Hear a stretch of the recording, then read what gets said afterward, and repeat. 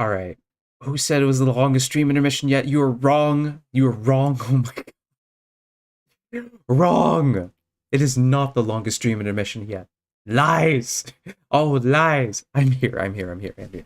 Welcome, welcome. Welcome to Melee Man Stream. Today we are doing, finally, Doki Doki Literature Club. I've waited several years to finally play this game. It's kind of funny because when I was first introduced to it, some girl who was cosplaying this girl right here. I think it was Sayuri. She was cosplaying Sayuri, and she was like really cute. And she's like, "Hey, you should play Doki Doki Literature Club." I'm like, "Okay." Yeah, I don't talk to her anymore. She's pretty sus and kind of rocker a little bit. Yeah, I don't know what she's up to nowadays, but I'm sure she's fine. All right. Let me get this music on here. I have it set to Discord. I was actually like, I'm sorry if I think I figured out why my API isn't serving my Twitter notifications, because it has at everyone and then it thinks it's trying to at people. And it doesn't like that for some reason. It doesn't like the at symbol, I'm pretty sure. I'm not sure if that's the case, but we'll figure it out later. Oh, my ears. Okay. So yeah, first time playing, I think I got through a little bit on the Android version, but like I barely got through it, so like I haven't got very far. Nothing was creepy about it, so here we go. It's like blaring my ears at the moment, so I gotta like turn down the output so I can hear myself. That's better. How's the levels on that? A nice -40? Yeah. Maybe I should turn it up a little bit. Yeah, I think that's good. I think that'll be good. Okay, here we go. My worst mistake was to put heart eyes on the thumbnail? Really? Why was it a mistake? Why would it be a mistake? What's wrong with that? What? They're cute girls. How could you not love cute girls? I mean, what?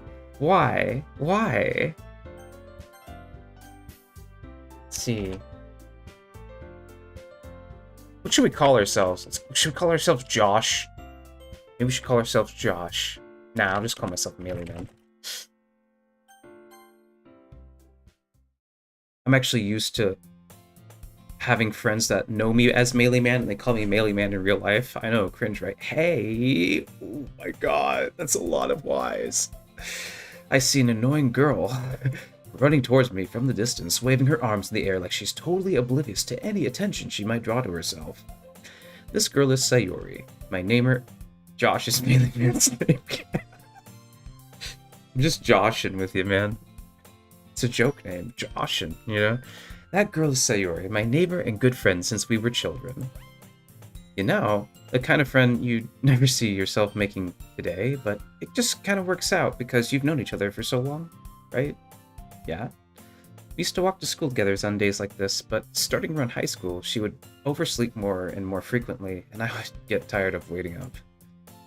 But if she's going to chase after me like this, I almost feel better off running away. Yeah! However, I just sigh and idle in front of the crosswalk and let Sayuri catch up to me. I overslept again! But I caught you this time. Maybe, but only because I decided to stop and wait for you. You say that like you were thinking about ignoring me. That's mean, Melee Man.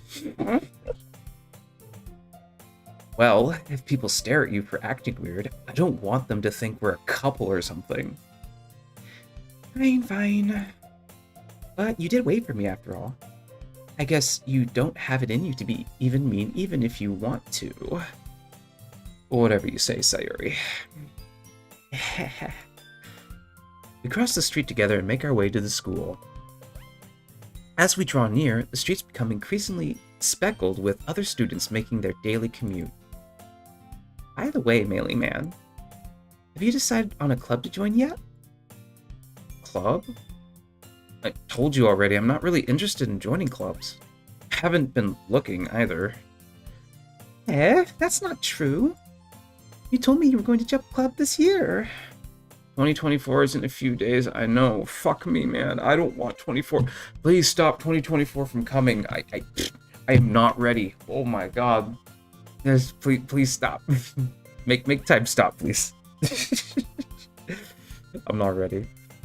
You told me you would join a club this year. Did I? I'm sure it's possible that I did.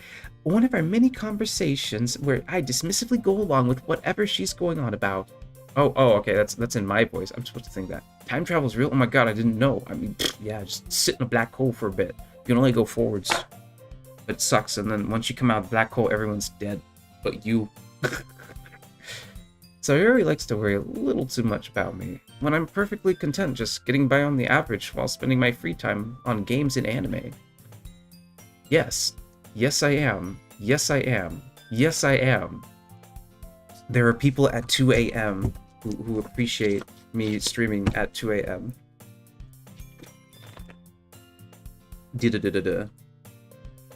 Uh-huh. I was talking about how I'm worried you won't learn how to socialize or have skills before college. Socialize? Skills? College? Your happiness is really important to me, you know? Wow. And I know you're happy now, but I die at the thought of you becoming a NEET in a few years just because you're not used to the real world.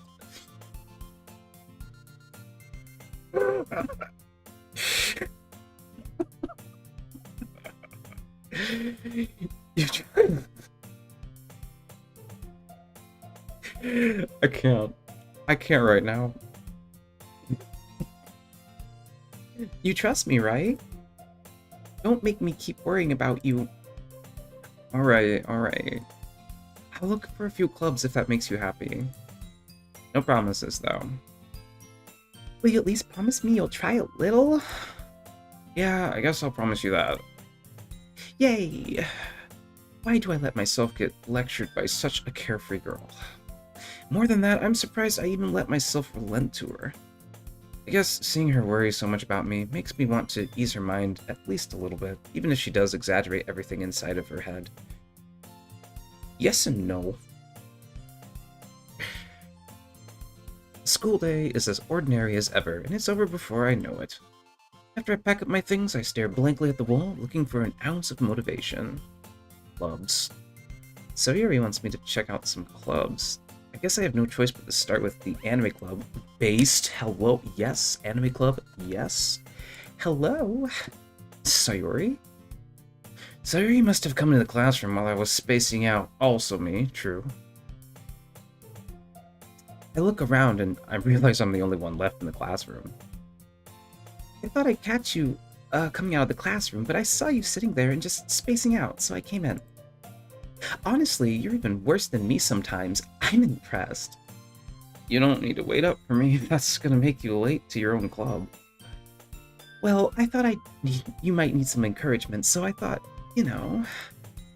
No, what? Well, that you could come to my club. Oh my fucking god. Sayori.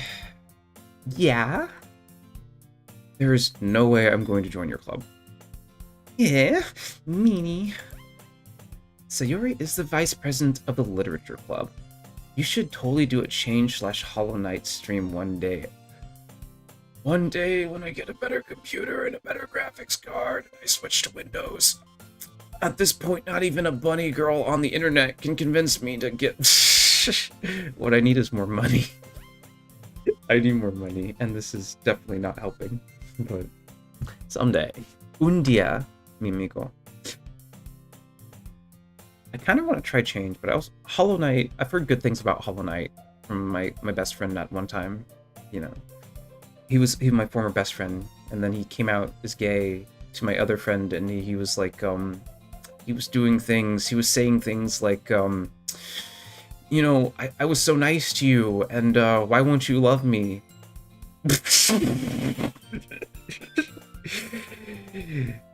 Admitted he was gay. Pulled the nice guy card on one of our friend groups, and I was just like, bruh. But it also explained the fact why he would always kiss me on the cheek every time I left. So yeah, that kind of explained a lot, honestly. So in the end, he found someone else in Canada, and he's living it up there with his boyfriend. So it's all good. It all worked out in the end. So. Not that I was ever aware she had any interest in literature. In fact, I'm 99% sure she only did it because she thought it would be fun to start a new club. You get it for like half off, seconds, sure, runs on like, oh, you think so? Ah, well, that might be something worth it. Hell yeah. But to be honest, I want to do Scott Pilgrim. Since she was the first one to show interest after the one who proposed the club, she inherited the title Vice President. That said, my interest in literature is guaranteed to be even less. Yeah, I'm going to go to the anime club. Come on, please. Why do you care so much anyway? Well, I kind of told the club yesterday I would bring in a new member. And Natsuki made cupcakes and everything. Don't make promises you can't keep. Can't tell if Sayori is really that much of an airhead, or if she's so cunning as to have it all planned out. I let out a long sigh. I'm already sighing, bro. Holy shit. Fine, I'll stop for a cupcake, okay? Yes, let's go. And thus, today marks the day I sold my soul for a cupcake. I dejectedly follow Sayori across the school and upstairs, a section of the school I rarely visit, being generally used for third-year classes and activities. Sayori, full of energy, swings open the class door. Everyone, the new member is here. I told you, don't call me a new member. I glance around the room. Welcome to the Literature Club. It's a pleasure meeting you. Sayori always has nice things to say about you. Seriously? You brought a boy? Is that boy smell? I smell a boy. Way to kill the atmosphere. Mealy man, what a nice surprise. Welcome to the club. I don't know how many girl voices I can do. Did I fart? No, I did that. I did that with my nose. All words escape me in this situation. This club is full of incredibly cute girls. What are you looking at? If you want to say something, say it. Sorry. Natsuki? The girl with the sour attitude whose name is apparently Natsuki is one I don't recognize. Her small figure makes me think she's probably a first year. She's also the one who made cupcakes, according to Sayori. You can just ignore her when she gets moody. Sayori says that quietly into my ear. Oh, okay. And then turns toward the other girls. Anyway, this is Natsuki, always full of energy. And this is Yuri, the smartest in the club. Don't say things like that. Yuri, who appears comparably more mature and timid, seems to have a hard time keeping up with people like Sayori and Natsuki. Well, it's very nice to meet both of you. And it sounds like you already know Monika, is that right? That's right. It's great to see you again, melee man. Monika smiles sweetly. Oh damn. Okay. We do know each other. Well, we rarely talked, but we were in the same class last year. Monika was probably the most popular girl in class. Smart, beautiful, athletic. Basically completely out of my league. She's smiling at you, bro. I don't know, man. So having her smile at me so genuinely feels a little... You too, Monika, right? He knows. He ain't stupid. Come sit down, melee man. We made a room for you at the table so you can sit next to me or Monika. This is like the beginning of what's that one anime, or not anime, but like this visual novel. Basically the class president people come and try to force me into their club. I'll get the cupcakes. Okay. Hey, I made them. I'll get them. Sorry, I got a little too excited. Then how about I make some tea as well? The girls have a few desks arranged to form a table. As Sayuri mentioned, it's been widened so that there's one space next to Monica and one space next to Sayuri. Aruni in love forever and always. What? Natsuki and Yuri walk over to the corner of the room where Natsuki grabs a wrap tray and Yuri opens the closet. Still feeling awkward, I take a seat next to Sayuri. Natsuki proudly marches back to the table, tray in hand. Okay, are you ready? Ta-da! Oh! Natsuki lifts the foil off the tray to reveal a dozen white, fluffy cupcakes decorated to look like little cats. Oh my god, yes. The whiskers are drawn with icing and little pieces of chocolate were used to make the ears. Oh my god. How cute! I had no idea you were this good at baking, Natsuki. Well, you know. Just hurry and take one. Sayuri grabs the first one, then Monica, and I follow. It's delicious. Sayuri talks with her mouth full and already has managed to get some icing on her first. I turn the cupcake around my fingers, looking for the best angle to take a bite. Natsuki is quiet. I can't help but notice her making sneaking glances in my direction. Is she waiting for me to take a bite? I finally bite down. You will not be missed. What? Why do you say that? Why are you so mean? Oh my god. Hidoy, yeah? Hidoyo. The icing is sweet and full of flavor. I wonder if she made it herself. This is really good. Thank you, Natsuki. Why are you thanking me? It's not like haven't I heard this somewhere before? Made them for you or anything? I thought you technically did, Sayuri said. Well, maybe. But not for you dummy. It's alright. I'm kind of in a tsundere mood. I give up on Natsuki's weird logic and dismiss the conversation. Yuri returns to the table, carrying a tea set. She carefully places the teacup. That's me snorting, you idiots. Vodka, Numinations. Carefully places the teacup in front of us before setting down the teapot next to the cupcake tray. You keep the whole tea set in this classroom? Don't worry, the teachers gave us permission. After all, doesn't a hot cup of tea help you enjoy a good book? I guess. Don't let yourself get intimidated. Yuri's just trying to impress you. That's not... Insulted, Yuri looks away. I meant that, I believe you. Well, tea and reading might not be a pastime for me, but I at least enjoy tea. I actually do enjoy tea. The green tea, oh my god. Glad. Yuri faintly smiles to herself in relief. Monica raises an eyebrow and smiles at me. So, what made you consider the literature club? I was afraid of this question. A friendly reminder that anybody can make emojis and soundboard sounds in your server. You know what? Go for it. But, you should have told that to me in my Discord server. Thanks. I actually did kind of realize that, so I don't know if I should remove that, but I don't know. I'll fix it if it's a problem. Something tells me I shouldn't tell Monica that I was practically dragged here by Sayuri. Well, I haven't joined any clubs yet, and Sayuri seemed really happy here, so, That's okay. Don't be embarrassed. We'll make sure you feel right at home, okay? What the fuck? As president of the Literature Club, it's my duty to make the club as fun and exciting for everyone. Hanukkah, I'm surprised. How come you decided to start your own club? You could probably be a board member for any of the major clubs.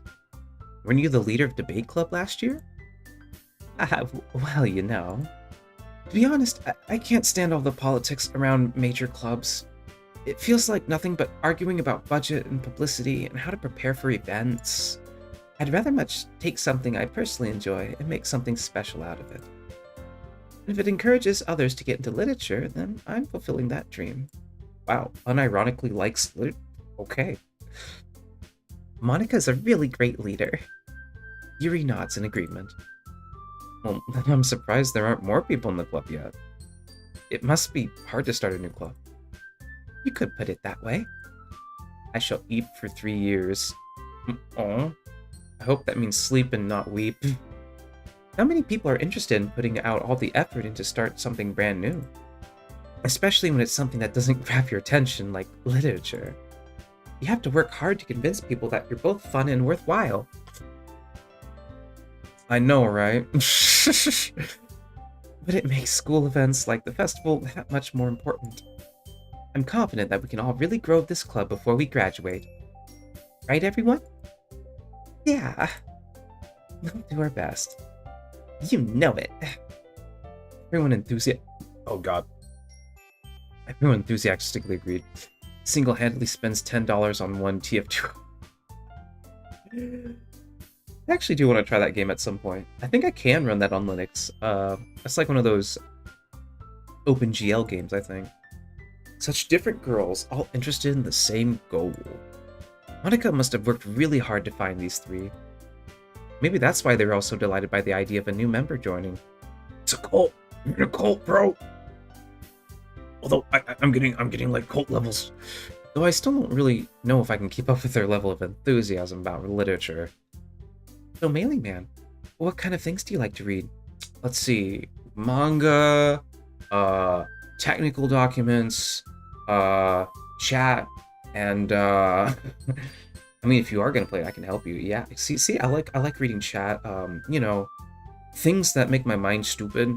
I want to go to Jupiter so I can get stupider. You know, I got too smart, so do not trust me. But okay. Well, considering how little I've read these past few years, I don't really have a good way of answering that. Manga, based. I mutter quietly to myself, half joking. Natsuki's head suddenly perks up. It looks like she wants to say something, but she keeps quiet. Not much of a reader, I guess. Well, that can change. What am I saying? He spoke without thinking after seeing Yuri's sad smile. Anyway, what about you, Yuri? Well, let's see. Yuri traces the rim of her teacup with her finger. My favorites are usually novels that build deep and complex fantasy worlds. Tolkien? She a Tolkien fan? The level of creativity and craftsmanship behind them is amazing to me. And telling a good story in such a foreign world is equally impressive. Yuri goes on, clearly passionate about her reading. Oh my god, she's such a nerd. Oh my god. I just want to keep her talking. Oh my fucking god. She seems so reserved and timid since the moment I walked in, but it's obvious by the way her eyes light up and she finds comfort in the world of books, not people. Oh my. Yes! Oh my god, yes, she's perfect. Yes, it's perfect. But you know, I like a lot of things. Really. Stories with deep psychological elements usually immerse me as well. Isn't it amazing how a writer can so deliberately take advantage of your own lack of imagination to completely throw you for a loop?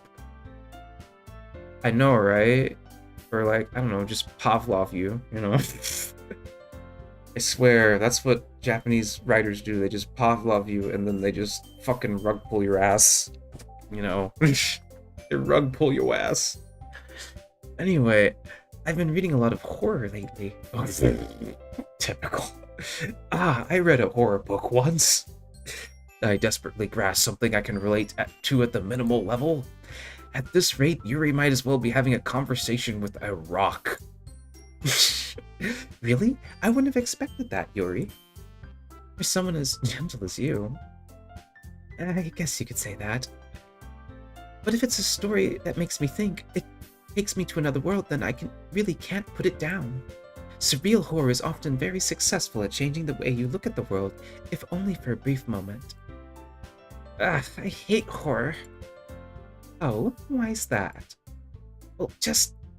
Natsuki's eyes dart over to me for a split second. Never mind. That's right, you usually like to write about cute things, don't you, Natsuki? What? What gives you that idea? Bruh, you got ribbons in your hair. You left a piece of scrap paper behind last club meeting. You also need to add me on Steam. Oh, okay. Yeah, I'm down. I'm down to add you on Steam. I got like, what's that one game? People asking me to play like, what's it called? Left 4 Dead 2, right? Got mods on it, so we should do like a Left 4 Dead 2 thing after this. Kind of cool. Well, I think we'll do a couple hours of this, you know, until like what, 4 a.m., right? 4:10. It looked like you were working on a poem called. Don't say it out loud. Give that back. Fine, fine. Your cupcakes, your poems. Everything you do is just as cute as you are. Sayuri slides up behind Natsuki and pushes her hands on her shoulders. I'm not cute! Imagine not wanting to be cute. Imagine. I remember when I was little and I was like, shut up, Mom, I'm not cute. Shut up, Mom. Natsuki, would you write your own poem? You write your own poems? I guess sometimes. Why do you care? I think that's impressive. Why don't you share them sometime? No. Bro is not in the White Palace. What? Natsuki averted her eyes. You wouldn't like them. I wouldn't like them? Good job, Numinations. I'm not a very confident writer yet. I understand how Natsuki feels. Sharing with that level of writing takes more than just confidence. The truest form of writing is writing to oneself. You must be willing to open up to your readers, exposing your vulnerabilities and showing even your deepest reaches of your heart. Also true. Do you have writing experience too, Yuri? Maybe if you share some of your work, you can set an example and help Natsuki feel more comfortable enough to share hers. I guess it's the same for Yuri. Aw, I want to read everyone's poems. We all sit in silence for a moment. Okay, I have an idea, everyone. Natsuki and Yuri look quizzically at Monika. Let's all go home and write a poem of our own. Then, next time we meet, we'll all share them with each other. That way, everyone is even. Yeah, let's do it! Plus, now that we have a new member, I think it'll help us all to get a little more comfortable with each other and strengthen the bond with the club. Weren't there more members? What do you mean more members? What? Oh yeah, I mean, yeah, there was more members, but you know, people come and go. You know, it's just how it is. Yeah. Isn't that right, Mealy Man? Monika smiles warmly at me once again. Hold on, there's still one problem. What's that? Now that we're back to the original topic of me joining the club, I bluntly come forth with what's on my mind the entire time. I never said I would join this club. Sayuri may have convinced me to stop by, but I never made any decision. I still have other clubs to look at, and, I lost my train of thought. All four girls stare back at me with dejected eyes. Oh, no! No! Not this! Not this! But... You're gonna say no to the most popular girl in school? Buddy. Buddy. I'm sorry. I thought... Mealy Man. You all... I'm defenseless against... Yeah. How am I supposed to make a clear decision when it's like this, right? That is, if I'm writing poems is the price I need to pay in order to spend every day with these beautiful girls. Right. Okay, I've decided then. I'll join the literature club. One by one, the girl's eyes light up. Yes, I'm so happy. Sayuri wraps her arms around me, jumping up and down. Hey, you really did scare me for a moment. You really just came for the cupcakes. I'd be super pissed. I mean, why else? Then that makes it official. Welcome to the Literature Club. Thanks, I guess. Okay, everyone. I think with that, we can officially end today's meeting on a good note. Everyone remember tonight's assignment. Write a poem and bring it to next meeting so we can all share. Monica looks over at me once more. Melee Man, I look forward to seeing how you express yourself. Ha ha ha ha. Ha ha ha ha. Ha ha ha. Ha ha ha. Yeah. Yeah. Man, I'm just... characters... I identify way too much with the character. Can I really impress the class star Monica with my mediocre writing skills? I already feel the anxiety welling up inside me. Don't worry about it. Don't worry about it. The answer is don't think about it. Meanwhile, the girls continued chit-chat as Yuri and Natsuki clean up their food. Hey, Melee Man, since we're already here, do you want to walk home together? Of course. Why would I? I mean, Sayuri and I never walk home together anymore because she always stayed after school for clubs. Oh, I see what she's doing. I see what you're doing here. Okay, okay. And with that, the two of us depart the club room and make our way home. The whole way, my mind wanders back and forth between the four girls. Sayuri, Natsuki, Yuri, and of course, Monica. Will I really be happy spending every day after school in the literature club? Dude, I don't know, man. I kind of like childhood friend because I like the childhood friend vibes because, you know, they always say you should marry your best friend, right? You know, but like, I have to... God, no! I don't know! But I also like, I like the nerdy girl because, like, you know, it's like... That response was fast as fuck. That's number one, right? What? It's either nerdy girl or, yeah, number one, yeah. There's like, she also reminds me of a cosplayer that was kind of cute, and I kind of talked to her. She's like, hey, you should play this game. I can't believe you've never played this. Bro, my best friend is a guy. You should probably marry your guy best friend.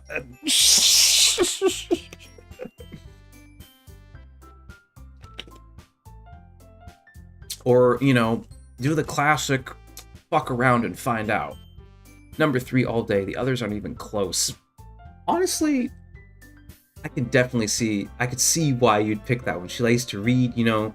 Yeah, she likes horror, you know, but, you know, she's probably a little kinky, you know. She's willing to probably, her mind's probably super open and wanting to try things, you know. She's just, I don't know.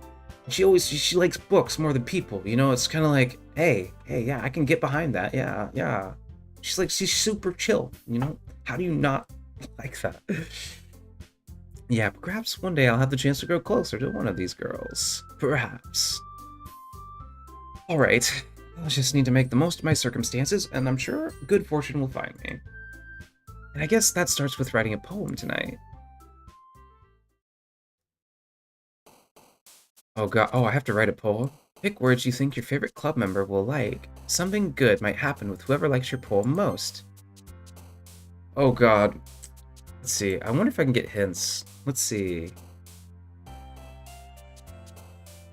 I don't even know which words I should pick, to be honest. I know she likes cute things. She likes scary things. Okay, yeah, I won't cheat. Let's see, she likes scary things. Let's see. And I'm gonna do question. Let's see. Massacre. Disarray. Uncanny, maybe. Entropy, I like that word. Oh, I see what's going on. I see, okay. Headphones. Ah, fuck, okay. I see what's going on here. Frightening. Yeah. Dark. Oh, okay. That's interesting. Dark. Let's see. Let's try... Broken. Interesting. Write a poem from my heart? Okay. Let's see. Okay, yeah, we'll do that. That's a good idea. Let's see. Eternity, melancholy, amazing, heaven sent whirlwind. Childhood. Let's see. I like rain cloud. Fireflies, rain cloud. Yeah. Bunny.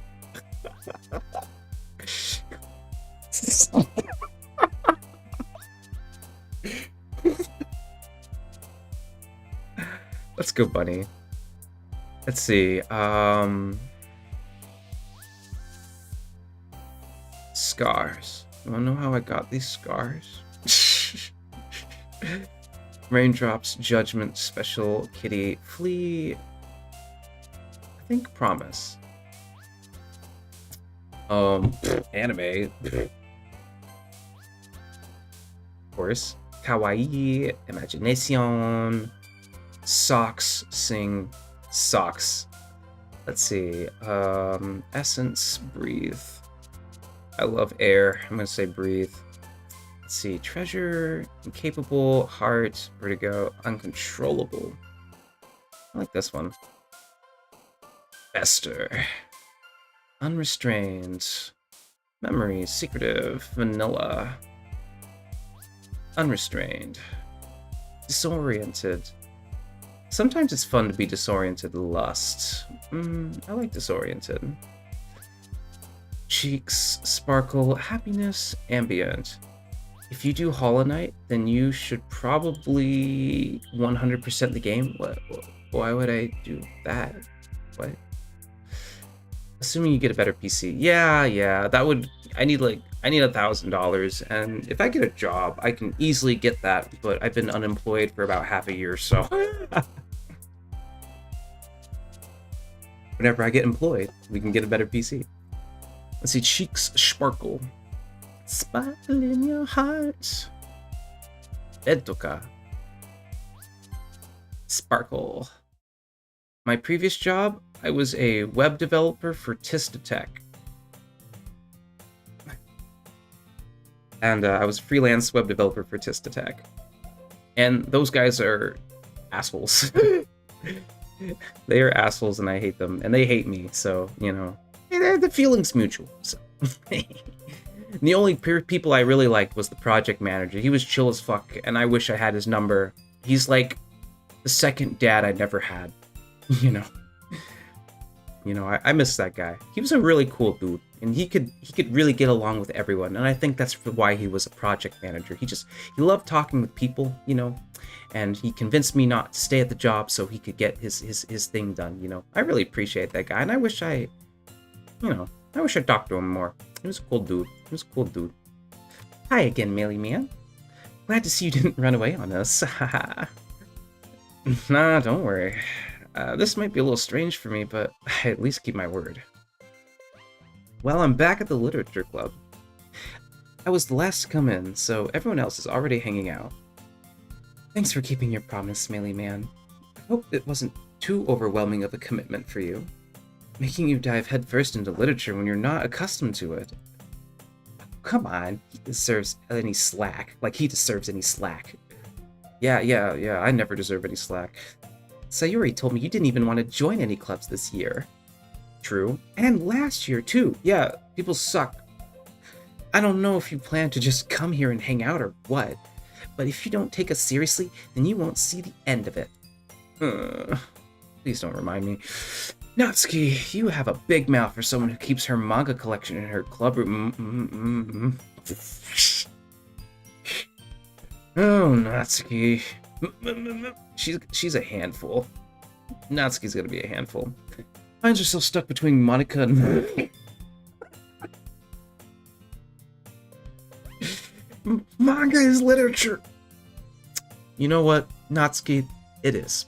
I'm with you there. I'm with you there. Swiftly defeated, Natsuki plops back into her seat. Don't worry, guys. Melee Man always gives it his best as long as he's having fun. I am having fun, honey. Oh my god. He helps me with busy work without me even at... Stop. Don't say that. Like cooking, cleaning my... Am I your daddy? Who the f... So... This guy. Stop! She should be... This is wrong! How dependable. Sayori, that's because your room is so messy, it's distracting. And you almost set your house on fire once. Oh my god.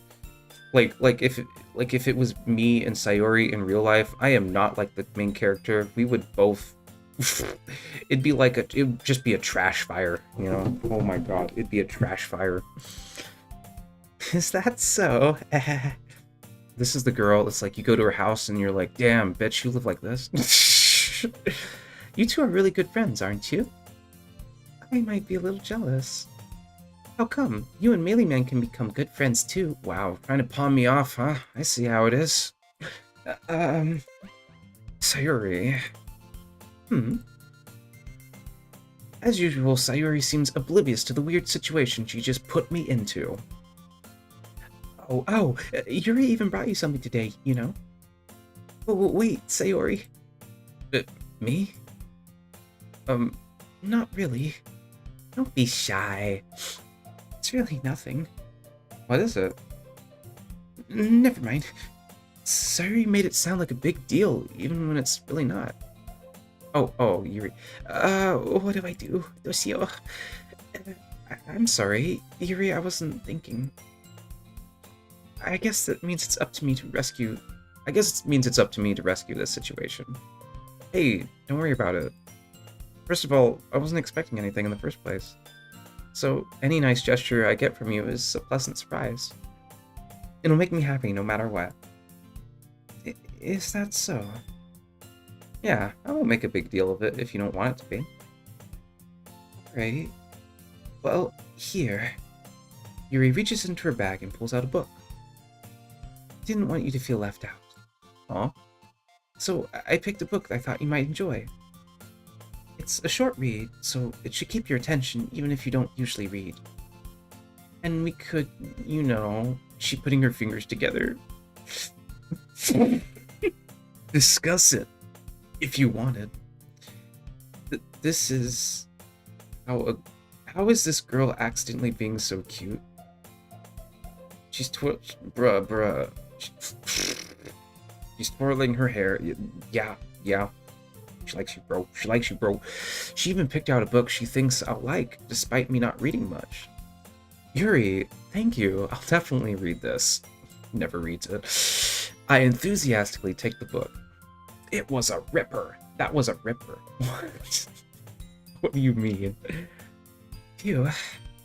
Well, you can read it at your own pace. I look forward to hearing what you think.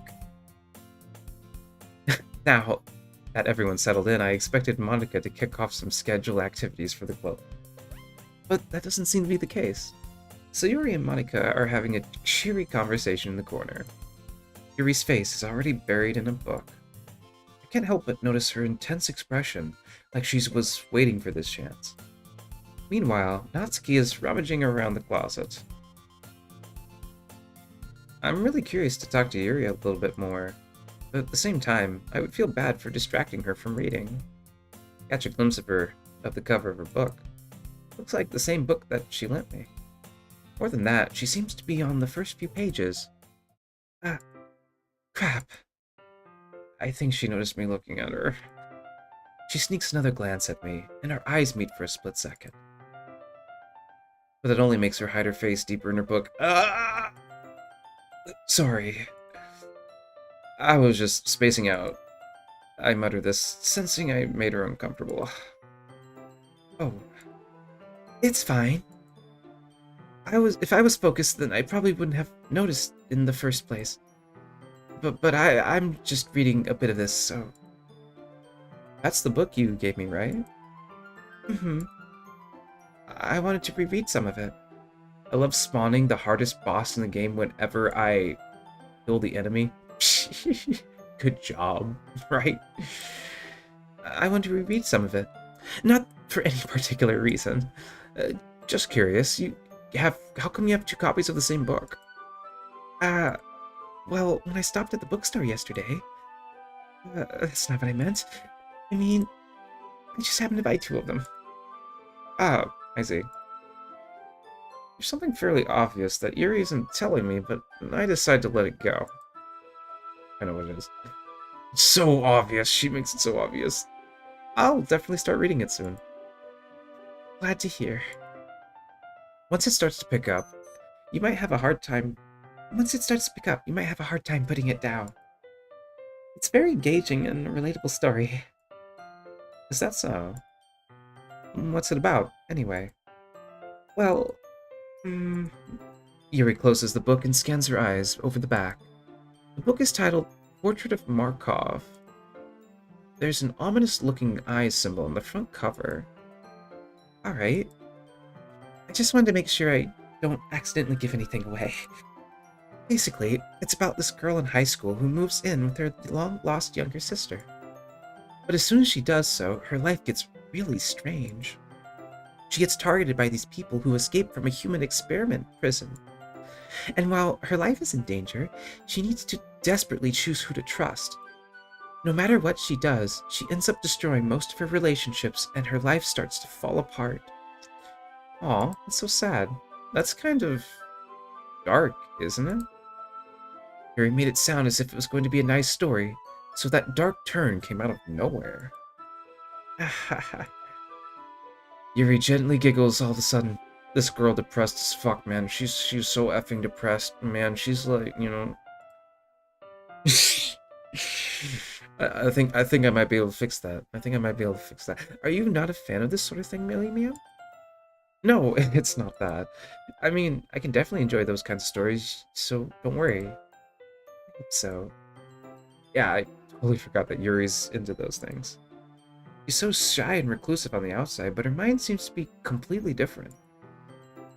It's just that those kind of stories, they challenge you to look at life from a strange new perspective. When horrible things happen, it's not because someone wants you to be evil, wholly based, but because they have their own goals, their own philosophy, and that they believe in. Yuri, oh my god, you are, yes. And suddenly, when you thought you related to the protagonist, they were made out to be the naive one for letting their one-sided morals interfere with the villain's plans. Nice. I'm rambling, aren't I? Yes, keep doing it. It's great. I love it. I'm sorry. Hey, don't apologize. I haven't lost interest or anything. Well, I guess it's alright then. But I feel like I should let you know that I have this problem. When I let things like books and writing fill my thoughts, I kind of forget to pay attention to other people. Oh my god. Oh, she's perfect. So I'm sorry if I end up saying something strange. And please stop me if I'm talking too much. I really don't think you need to worry. That just means you're passionate about reading. The least I can do is listen. It's a literature club after all. Ah, that's true. In fact, I might as well get started reading it, right? You don't have to. Well, what are you saying? Just a moment ago, you're looking forward to it. Let me just get the book. I quickly retrieved the book I had and put into my bag. Alright, it's fine if I sit here, right? I slipped into the seat next to Yuri's. Yeah. Are you sure? You seem a little apprehensive. I'm sorry. It's not that I don't want you to. It's just something I'm not very used to. That is, reading in company with someone. Honestly say, what the fuck are you doing, bro? I see. Well, just tell me if I end up distracting you or something. Alright. Open the book and start the prologue. I soon understand what Yuri means about reading in company. It's as if I can feel her presence over my shoulders as I read. Bapanata? What the fuck? What do you mean Bapanata? You're just saying random-ass things. It's not a particularly bad thing. Maybe a little distracting, but the feeling is somewhat comforting. Yuri is in the corner of my eye. I realize that she's not actually looking at her own book. I glance over. It looks like she's reading from my book instead. Sorry. I was just... Yuri, you really apologize a lot, don't you? I do? I don't really mean to. Sorry. I mean... Here, it should work, right? I slide my desk until it's up against Yuri's, and then I hold my book between the two of them. Oh my god! It's happening! I suppose so. Yuri timidly closes her own copy. Once we lean in a little bit, our shoulders are almost touching. It feels like my left arm is in the way, so I use my right hand to hold the book open. I guess that makes it kind of difficult to turn the page. Here. Aw. Oh my god, she's so cute. Yuri takes her left arm and holds the left side of the book open between her thumb and forefinger. Ah. I do the same with my right arm on the right side of the book. That way, I turn a page, and Yuri slides it under her thumb after she flips to her side. But in holding the book like this, we're huddled even closer together than before. It's actually kind of distracting me. It's as if I can feel the warmth of Yuri's face and she's in the corner of my vision. Are you ready? Eh? To turn the page. Oh, sorry. I think I got a bit distracted for a second. I glance over at Yuri's face again and our eyes meet. I don't know how if I'll be able to keep up with her. Ah, that's okay. You're not as used to reading, right? I don't mind being patient if it takes you a bit longer. It's probably the least I can do. Man, this is something else. Since you've been so patient with me. Yeah. Thanks. We continue reading. Yuri no longer asks me if I'm ready to turn the page. Instead, I just assume that she finishes the page before me, so I turn it by my own volition. We continue the first chapter in silence. Even so, turning each page almost feels like an intimate exchange. My thumb gently letting go of the page, letting it flutter over to her side as she catches it under her thumb. Hey, Yuri. This might be a silly thought, but the main character kind of reminds me of you a little bit. Yo, you think so? How does she? Well, I guess she's more blunt in a lot of ways, but she also second guesses all the things she says and does. Like, she's afraid she'll do something wrong. It's not like I can see into your head or anything, but they're kind of reminiscent of some of your mannerisms. I see. Yuri remains silent for a moment. But Mealy Man, that's probably a terrible thing to have in common with her. It's so embarrassing that you think that. Wait. I didn't mean it in a bad way or anything. Literally, I told this to a streamer. She's like, "You're kind of cringe." She's like, "I'm cringe," and she almost cried on stream, and I felt so bad. I'm just like, I didn't mean it in a bad way. Like, oh my god. It was this morning too. I feel so bad. I felt so bad. But she's fine. She's fine. Oh god. I almost choked on my spit. Sorry, I didn't know if you were self-conscious about that sort of thing. I guess I meant it's kind of cute. Ah. What are you saying? All of a sudden. Hey. Okay, everyone. You're startled. I think it's about time we'd share today's poems with each other. We might not have enough time if we wait too long. Ah. Yuri exhales, spared from her finishing her thought. Is that alright, Yuri? You look kind of down. I'm sorry if I haven't been looking for this.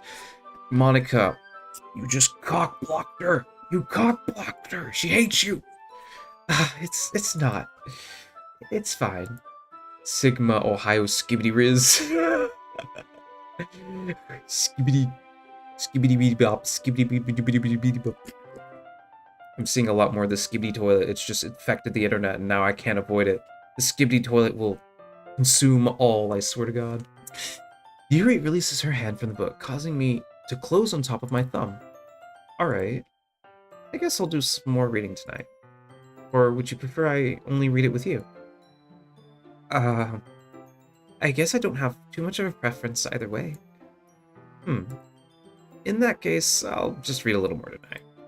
It'll be more fun to read it with you after it picks up a bit, you know?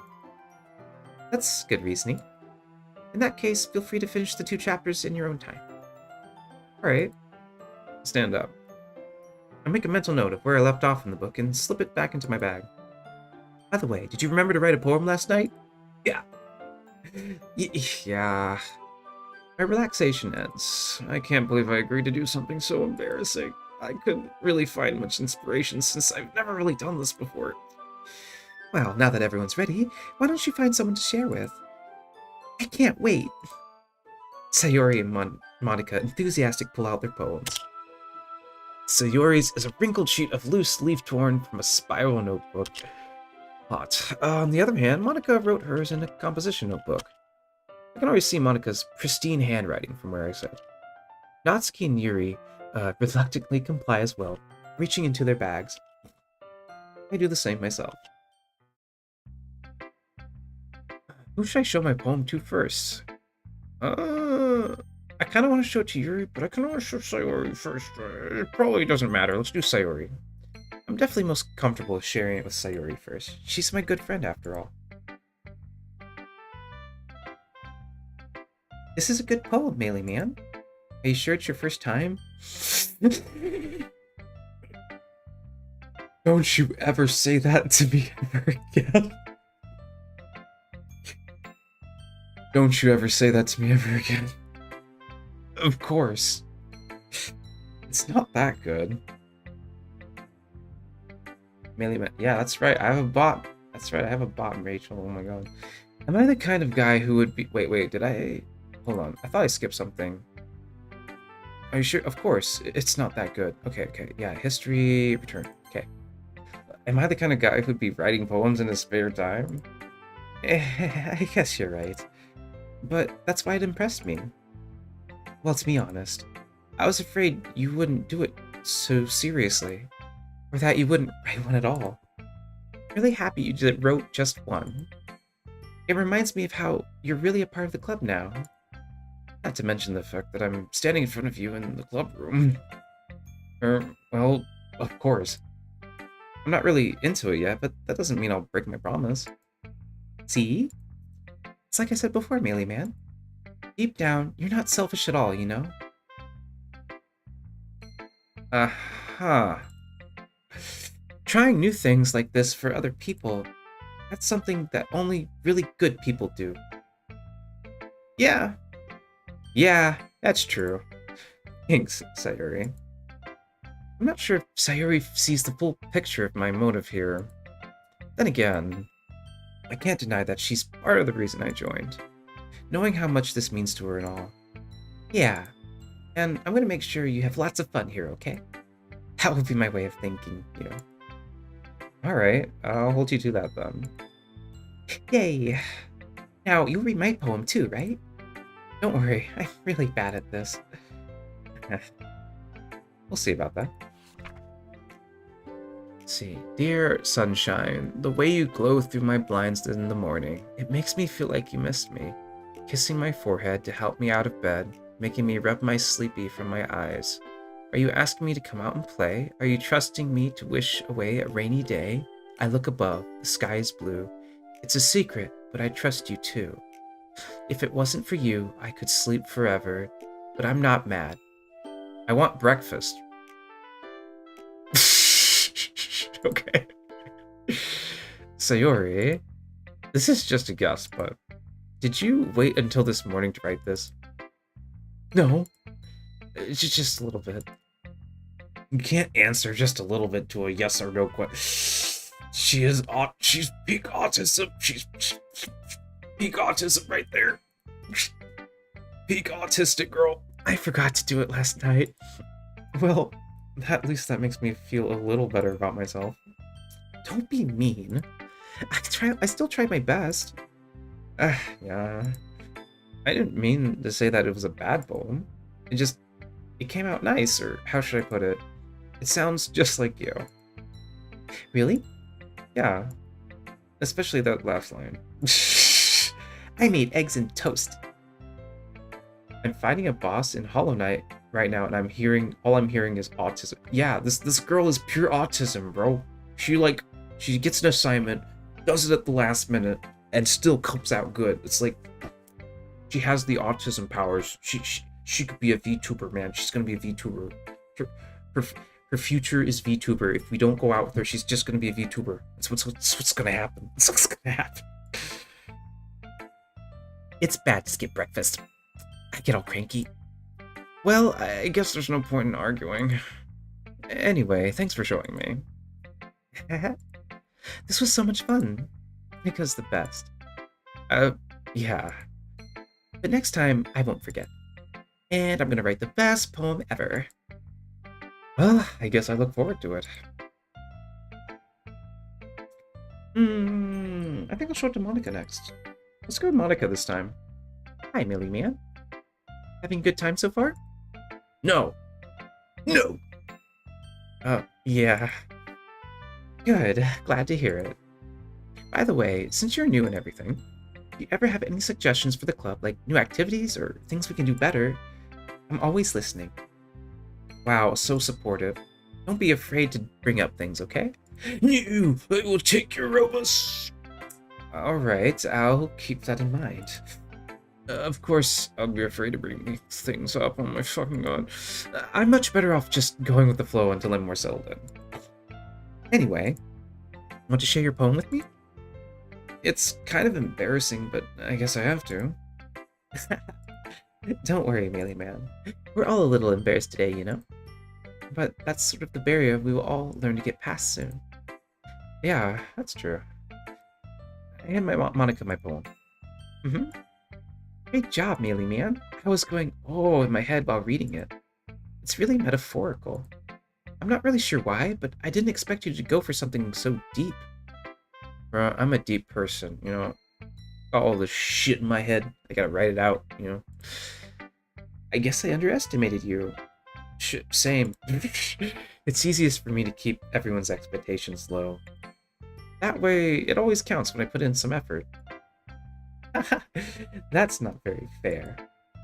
Well, I guess it worked anyway. It also gets you the simple jobs, you know, and less responsibility, which is a good thing sometimes. You know that Yuri likes this kind of writing, right? No. It's full writing that's full of imagery and symbolism. Unlike Sayori, who likes simple and direct words to describe happiness and sadness. In real life, Sayori would love the way I write songs because, you know, I write very literal. Yuri likes it when readers are left to derive their own meaning out of it. Most people do like that in songs, is to derive their own meaning. It's very challenging to write like that effectively. Oh my god, yes.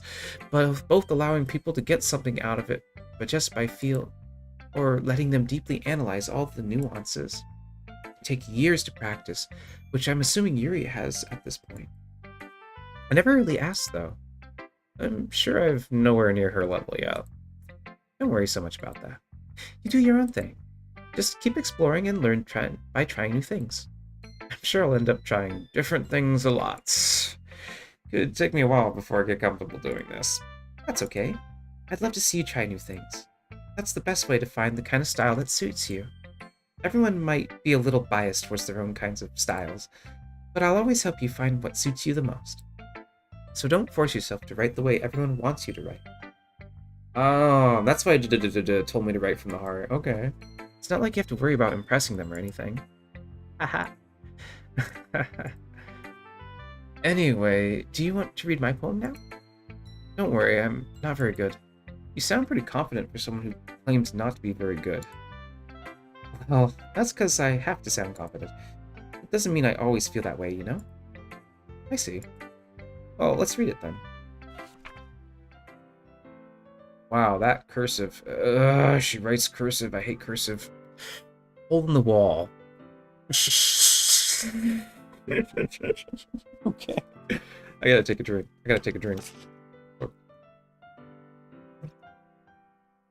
See the direction the spackle protrudes. A noisy neighbor? An angry boyfriend? I'll never know. I wasn't home. I peer inside for a clue. No, I can't see. I reel, blind, like a film left... Yeah, it's barely readable. Like a film left out in the sun, but it's too late. My retinas, I already scorched with a permanent copy of a meaningless image. It's just a little hole. It wasn't too bright.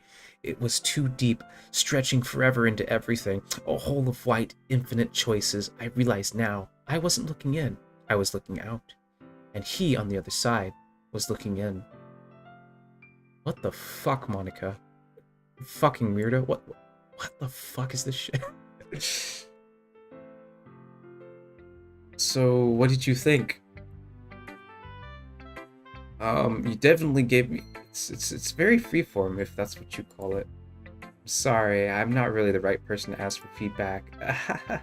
It's okay. It's the kind of style that's gotten pretty popular nowadays. It is too cursive nubinations. I can't read cursive. I don't see anyone reading cursive. All I see is characters on a screen. You know, anyone who writes cursive these days is backwards and a boomer. If you write cursive, you're a boomer. Okay. Let's get back. That is, a lot of poems have been putting emphasis on the timing between the words and the lines. When performed aloud, it can be really powerful. True. What was the inspiration behind this one? Well, I'm not sure how to put it. I guess you could say that I had some kind of epiphany recently. She has a boyfriend. She has an ex-boyfriend. She's thinking about her ex-boyfriend. That's been influencing my poems a lot. An epiphany. Yeah, something like that. I'm kind of nervous to talk about deep stuff like that because it's kind of coming on so strongly. Maybe after everyone is better friends with each other. Anyway, here's Monica's writing tip of the day. Sometimes when you're writing a poem or a story, your brain gets too fixated on a specific point. Yes, that is so true. If you try so hard to make it perfect, you'll never make any progress. True. Just force yourself to get something down on paper and tidy it up later. Also true. This is how you write code, by the way. Another way to think about it is this. If you keep your pen in the same spot for too long, you'll just get a dark puddle of ink. Lol. So just move your hand and go with the flow. That's my advice for the day. That is so true, and that is how you write songs.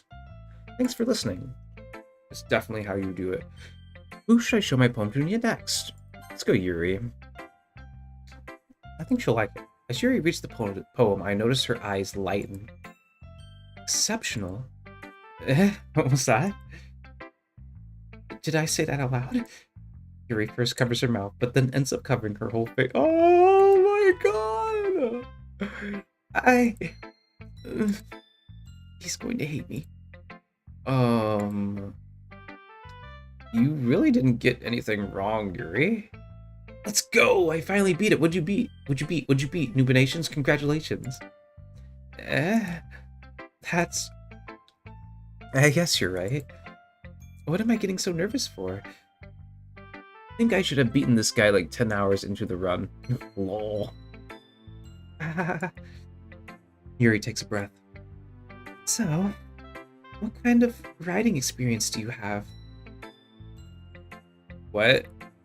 Your use of imagery and metaphors indicates you've written a lot of poetry before. What? Really? Wow, that's a huge compliment coming from you. This is actually my first time, really. Huh? Yuri stares at me blankly, then looks at my poem again. Well, I know that. I just meant... Yuri trails off, unable to find an excuse. She traces her finger along the words in the poem as if breaking it down more thoroughly. Yeah. Okay. This is the reason I was able to tell. It's just that there are specific writing habits that are usually typical of new writers. And having been through that myself, I kind of learned to pick up on them. I think the most noticeable thing I notice in new writers is that they try to make their style very deliberate. In other words, they tend to pick up a writing style separate from the topic matter, and they form-fit the two together. The end result is that both the style and expressiveness are weakened. Huh. Interesting. Once Yuri finds her train of thought, it's as if her demeanor totally changes. Her stammering is completely gone. She sounds like an expert. Of course, that's not something you can be blamed for. There's so many different skills and techniques that go into writing even a simple poem. What? Wow, really? Not just finding them and building them, but getting them to work together is probably the most challenging part. It might take you some time, but it all comes with practice and learning by example and trying new things. I also hope that everyone else in the club gives you valuable feedback. Natsuki can be a bit biased, though. Biased? How? Well, never mind. I shouldn't be talking about other people like that. Sorry. That's fine. I'm not sure if Yuri's apologizing to herself, to me, or Natsuki. Do you mind if I read your poem now? Please do. I'd love to share my thought process behind it. Yuri smiles dreamily, as if that's a rare opportunity for her. Which itself is kind of funny. After all, this isn't supposed to be a literature club? Ghost under the light. The tendrils of my hair illuminate beneath the amber glow. Bathing. It must be this one. The last remaining streetlight to have... God, this is so fucking hard to read! The last remaining streetlight to have withstood the test of time. The last yet to be replaced by the sickening blue-green of the future. I bathe. Calm, breathing the air of present but living in the past. The light flickers. I flicker back. Not bad. I like it. I'm sorry, I have such terrible handwriting. Yes, you do. Your handwriting's What?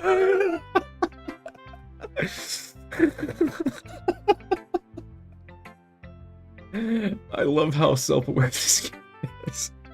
What? I wasn't thinking that at all. But you took a long time to read. Well, I don't usually read script very often. I actually think your handwriting is pretty. Eh? That's a relief. Also, I like the poem. Even though it was short, it's really descriptive. It wasn't too short? Usually I write longer poems. Not at all. I'm really glad you like it. I'll be honest, since it's your first time sharing, I wanted to write something a little more mild. Something easy to digest, I suppose. Are you into ghosts, Yuri? Actually, the story isn't about a ghost at all, Mealy Man. Really? I must have totally missed the point. Well, I suppose you did only glance over it at all. But remember that poets often express their own thoughts, feelings, and experiences in their work. They usually do more than tell a simple story or paint a picture. In this case, perhaps the subject of the poem is only being symbolically compared to a ghost. Lingering in her last remaining place of comfort, unable to let go of the past, and soon to be left with nothing. That's a lot more solemn putting it that way. I hadn't even thought of that. It's impressive. Huh? It's nothing, really. Yours was impressive too, so... Really? Nah. If anything, I could probably learn a thing or two from you. You think so? Yeah, of course. You know, I was really nervous about doing all this. Why? But in the end, I enjoyed it. I'm going to keep doing my best for you, Mealy Man. For me? For moi? Pourquoi? Oh, shitty. Pourquoi? Oh my god. Me too. You fucking weirdo. Okay, you fucking weirdo. Natsuki. What? Well, it's about what I expected from someone like you. That's a little blunt. Well, excuse me. It's not like I said it was bad. It just didn't evoke any emotions. So, basically, it's not cute enough for your tastes. Do you want to get smacked? I'll pass. Well, anyway, I guess I need to show you mine. Not that you'll like it. Eagles can fly, monkeys can climb, crickets can leap, horses can race, owls can seek, cheetahs can run, eagles can fly, people can try, but that's about it.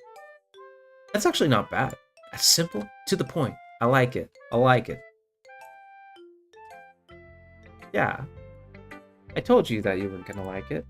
I like it. What? Just be honest. I am. Why are you so convinced I wouldn't like it? Well, because everyone in high school thinks my writing has to be all sophisticated and stuff, so people don't even take my writing seriously.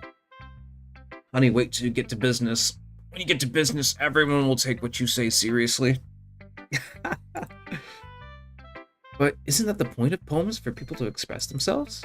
Your writing style wouldn't make your message any less valid. Yes, exactly.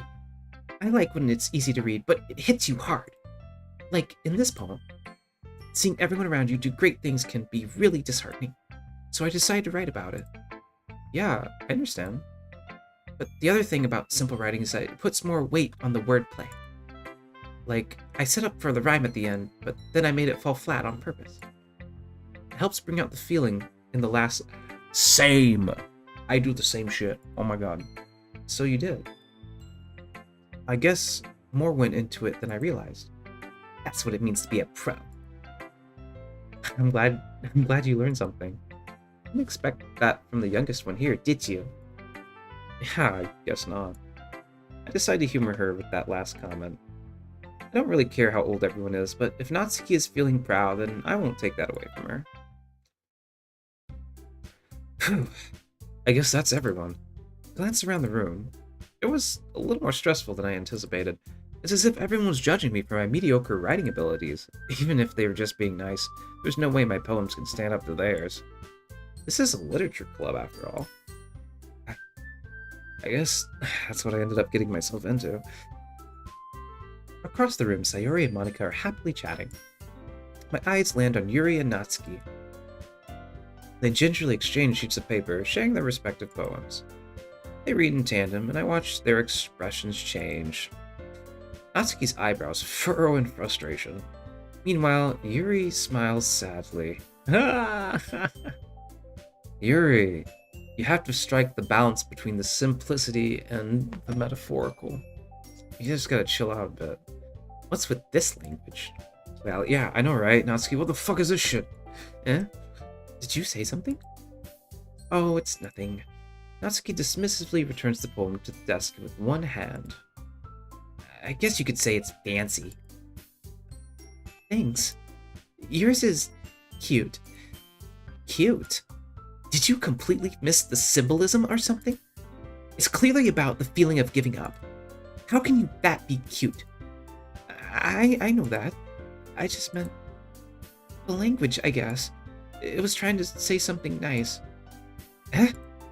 You mean you have to try hard to come up with something nice to say? Thanks, but it didn't really come out nice at all. Well, I do have a couple suggestions. If I was looking for suggestions, I would have asked someone who would, which people did, by the way. Sayuri liked it, and Melee Man did too. So based on that, I'd gladly give you some suggestions of my own. Wow, this fucking... First of all, excuse me, I appreciate the offer, but I've spent a long time establishing my writing style.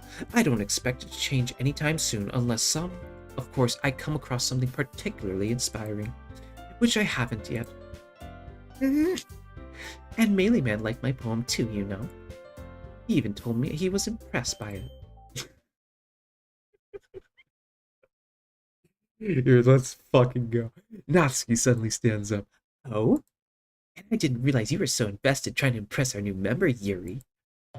Eh? That's not what I... You're just... Yuri stands up as well. Maybe you're just jealous that Melee Man appreciates my advice more than he appreciated yours.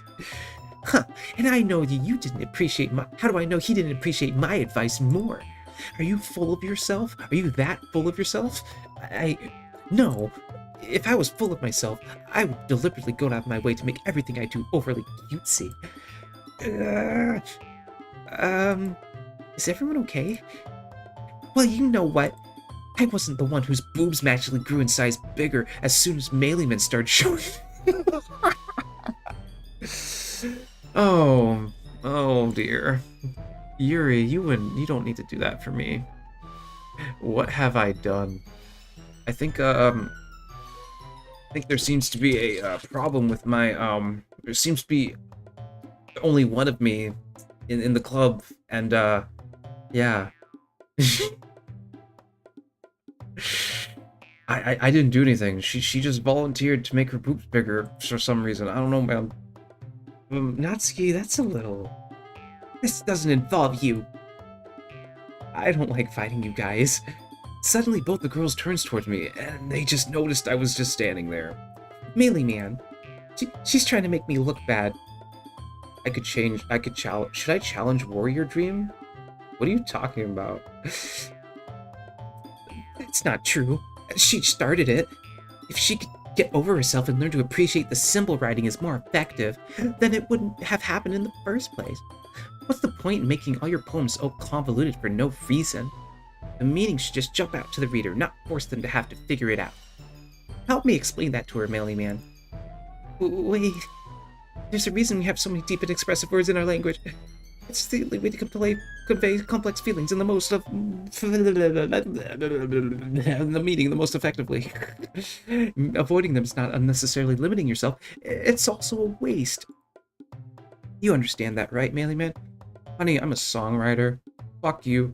It's how you say it, not what you say. So, yeah. Well, how did I get dragged to this in the first place? It's not like I know anything about writing. Yeah, but I like to think I do. But whoever I agree with, they'll probably think more highly of me.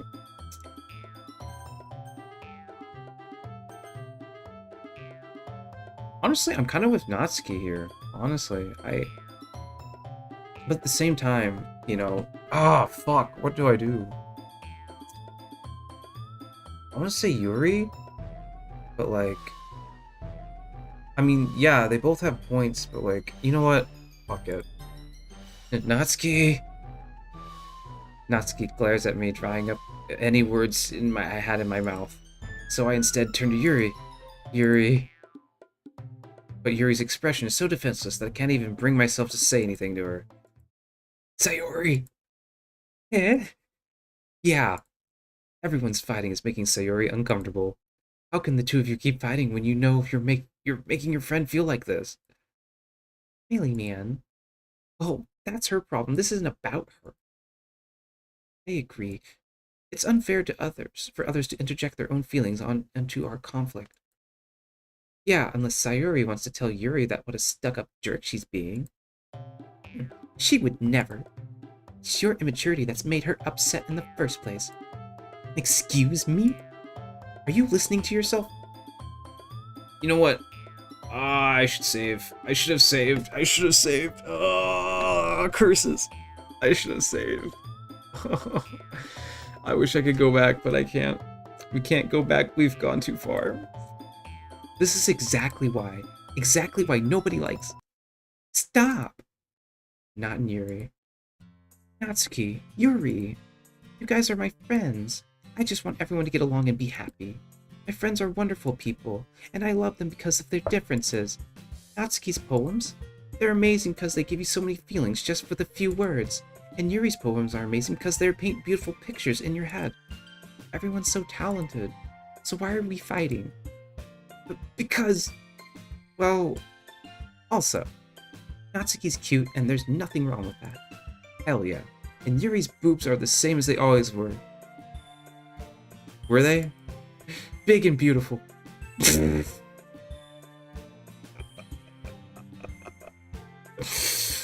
God bless Yuri's big tits.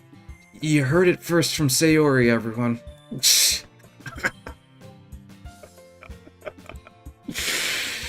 God damn, Sayori. Sayori stands triumphant. Monica stands behind her with a bewildered expression. I'll make some tea. Yuri rushes off. Natsuki sits down with a blank expression on her face, staring at nothing. So, this is why Sayori is vice president, I whisper to Monica. She nods in return. To be honest, I might come off as a good leader and I can organize things, but I'm not very good with people. I couldn't even bring myself to interject. As president, that's kind of embarrassing of me. Nah, it's not like I can blame you. I wasn't able to say anything either. Well, I guess that just means Sayori is amazing in her own ways, isn't she? You could say that. She might be an airhead, but sometimes it's weirdly suspicious that she knows exactly what she's doing. It's all part of the plan. That's how it is with Sayori. She knows it's all part of the plan. I see. Take good care of her, okay? Do I have to? I would hate to see herself get hurt. Honestly, same. That makes two of us. You can count on me. No, you can't. Monica smiles sweetly at me, causing my stomach to knot. Such a genuine person really does make a good president, regardless of what she says. If only I could get a chance to talk with her a little more. Oh no, what? What's wrong? Okay, everyone. It's just about time for us to leave. How did you feel about sharing poems? It was a lot of fun. Well, I'd say it was worth it. It was alright. Well, mostly. Melee Man, how about you? Yeah, I'd say the same.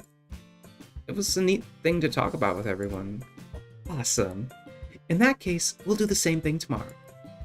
And maybe you've learned something from your friends, too. And so your poems will turn out even better. I think to myself, did I learn a little more about the kinds of poems? I did learn a little more about the kinds of poems everyone likes. With any luck, it means I can at least do a better job impressing those I want to impress. I see. I nod to myself with a newfound determination. Melee Man, ready to walk home? Sure, let's go. God. Oh, fuck, man. She beams at me? Oh my god. It has been a while since Sayori and I spent this much time together. I really can't say I'm not enjoying it either. Sayori? About what happened earlier. Yeah? What do you mean? You know, between Yuri and Natsuki. Does that kind of thing happen often? No. That's really the first time I've seen them fight like that. I promise you they're both wonderful people. You don't hate them, do you? Yes, I hate both of them equally. No, I don't hate them. Just wanted your opinion is all. I can see that you make good friends with you. Phew. You know, Melee Man, it's nice that I get to spend time with you in the club, but I think seeing you get along with everyone is what makes me the happiest. And I think that everyone really likes you too. Oh my god, she said the same thing my sister did when I was at the bar and sitting there like being a neat and shit. Oh my fuck. Too relatable. Every day is going to be so much fun. It looks like Sayuri still hasn't caught on to the kind of situation I'm in. Sure, being friends with everyone is nice, but it doesn't really need to stop there. Well, I'll just have to see what the future holds, Sayori. I pat Sayori on the shoulder. I said that more to myself than to her, but it's so easy to use Sayori as an internal monologue sometimes. Okay. Yeah. Let's do this. Here we go. Raindrops. Let's see. Let's do something like shopping. Okay. Unrequited? Let's go nature. I like nature. Embrace. Lust? Okay. I didn't know she was into lust. Okay. Interesting. Strawberry. Philosophy. Lucky. Universe. I'm feeling beauty. I'm feeling extraordinary. These are all the same words. I guess it doesn't matter, does it? Vacation? Yeah, okay. Adventure. Yeah. Insights. I want to be more literal. Go defeat. Oh yeah. Kiss? Let's see. Let's go family. Let's go anxiety.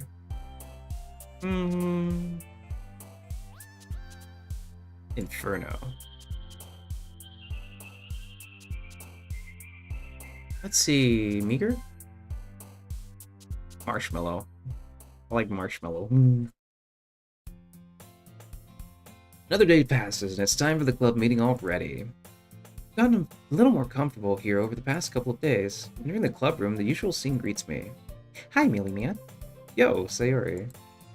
Looks like you're in a good mood today. I'm just still not used to you being in the club, that's all. She can't believe it. I see. That's a pretty simple thing to get you in a good mood. But I guess it's always the simple things with you anyway. Yeah, that's why we like her. Speaking of which, I'm kinda hungry. Will you come with me to buy a snack? Yeah. Wait, what? No, thanks. Eh? That's not like you at all. I mean, I have my reasons. Why don't we take a look at your purse, Sayori? Eh? Why that all of a sudden? No reason, really. I just wanted to look at it. Sayori nervously retrieves her coin purse. She fumbles with the latch and gets it open. Then she returns it upside down, and it lets its contents spill onto the desk. Oh my god.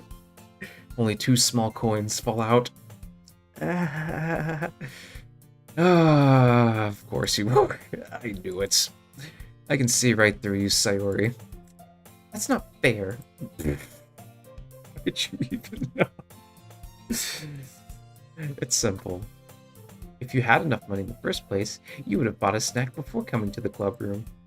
So either you're hungry and want an excuse to take a walk, or you planned it to conveniently forget that you spent all your money so that I would lend you some. But there's one more thing. You're always hungry. And so, that only leaves one option.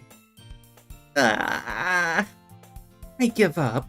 Don't make me feel guilty. If you feel guilty, that means you deserve to feel guilty. God, I'm such an asshole. Yuri suddenly giggles. Eh? Eh? I didn't notice she was listening in. Her face is in her book, as always.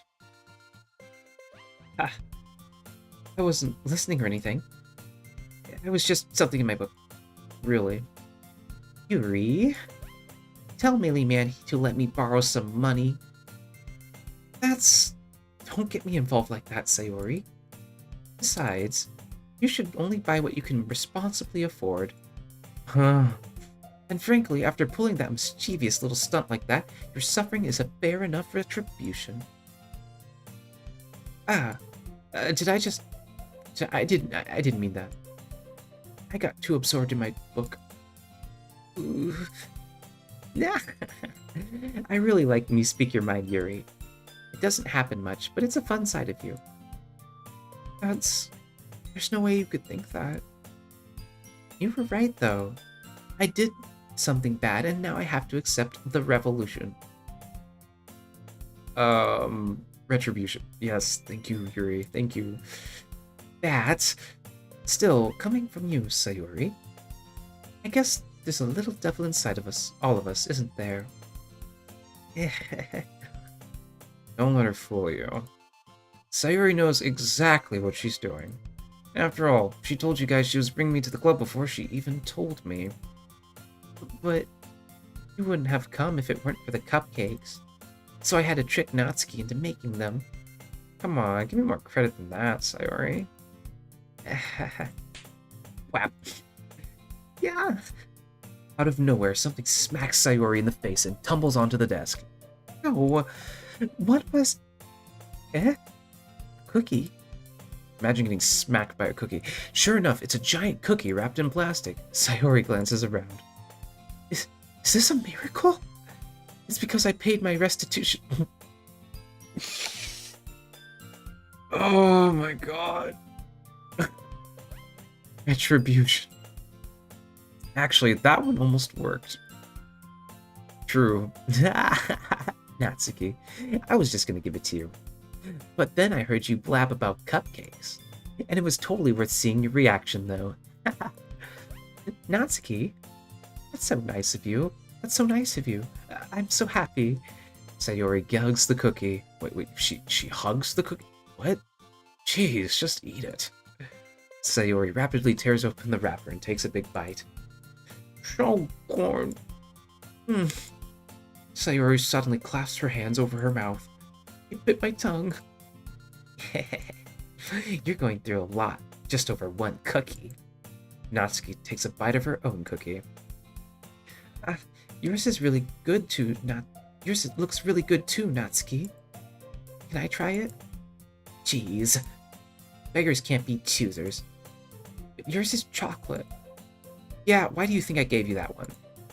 Fine. Still, I'm really happy that you shared this one with me. Sayori gets out of her seat and goes behind Natsuki, then wraps her arms around her. Ooh. Jeez. I get it, I get it. Cookie still in hand, Natsuki reaches up to nudge Sayori off of her. Sayori suddenly leans down and takes a bite of Natsuki's cookie. Hey, did you seriously just do that?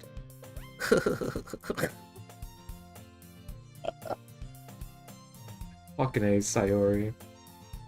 Mouthful, Sayori trots away to safety. Yuri and I laugh as well. Geez, you're such a kid sometimes. Monika, can you tell Sayori... Eh? Natsuki glances around. Monika isn't even in the club room. Where's Monika anyway? Good question. Have any of you heard anything about her being late today? Not me. Yeah, I haven't heard either. That's a bit unusual. She's okay. Of course she's okay. She probably just had something to do today. She's pretty popular after all. Eh? You don't think she has a... I wouldn't be surprised. She's probably more desirable than all of us combined. That's true. Excuse me? Freshman getting all. Suddenly, the door swings open. Sorry, I'm super sorry. She was busy, with her boyfriend. There you are. I didn't mean to be late. I hope you guys aren't worried or anything. Eh? Monika chose the club over her boyfriend after all. You're so strong-willed. But boyfriend? What on earth are you talking about? Monika quizzically glances at me. Glancing at me, huh? Why are you glancing at me, Monika? What the never mind that. What held you up anyway? Well, my last period today was study hall, and to be honest, I just kind of lost track of time. Haha. Makes no sense, though. You have heard of the bell ring, at least. I must have not heard it since I was practicing piano. Piano? I wasn't aware you played music as well, Monika. Well, I don't really. It just kind of started recently. I've always wanted to learn piano. So cool. You should play something for us, Monika. That's... Monika looks at me. Maybe once I get a little better, I will. Yay! That sounds cool. That sounds cool. I'd also look forward to it. Is that so? In that case, I won't let you down, Melee Man. Monika smiles sweetly. Ooh, okay. Okay, Monika. Damn. I didn't mean any pressure or anything like that. Don't worry. I've been practicing a whole lot recently, and I'd really love the chance to share once I'm ready. I see. In that case, best of luck. Thanks. So, I didn't miss anything, did I? Not really. I choose to leave Sayori's mischievous escapade. I'm sure Natsuki will end up complaining to her anyway. Looks like everyone has already settled down. Sayori somehow already finished her entire cookie. Oh my god. Yuri is back to her book, and Natsuki disappeared into the Wait, what? Natsuki disappeared into the closet? What? Man, looks like no one wants to be bothered today. I slumped down to the nearest desk. How am I supposed to occupy myself with something literature-related by myself like this? I guess I could always read some book that Yuri gave me. I know, she disappeared. I'm just kind of like, Maybe if I went back and I, did more Natsuki route. I should do a Natsuki route. I really want to do a Natsuki route. maybe we would have read together inside the closet and things would have happened and...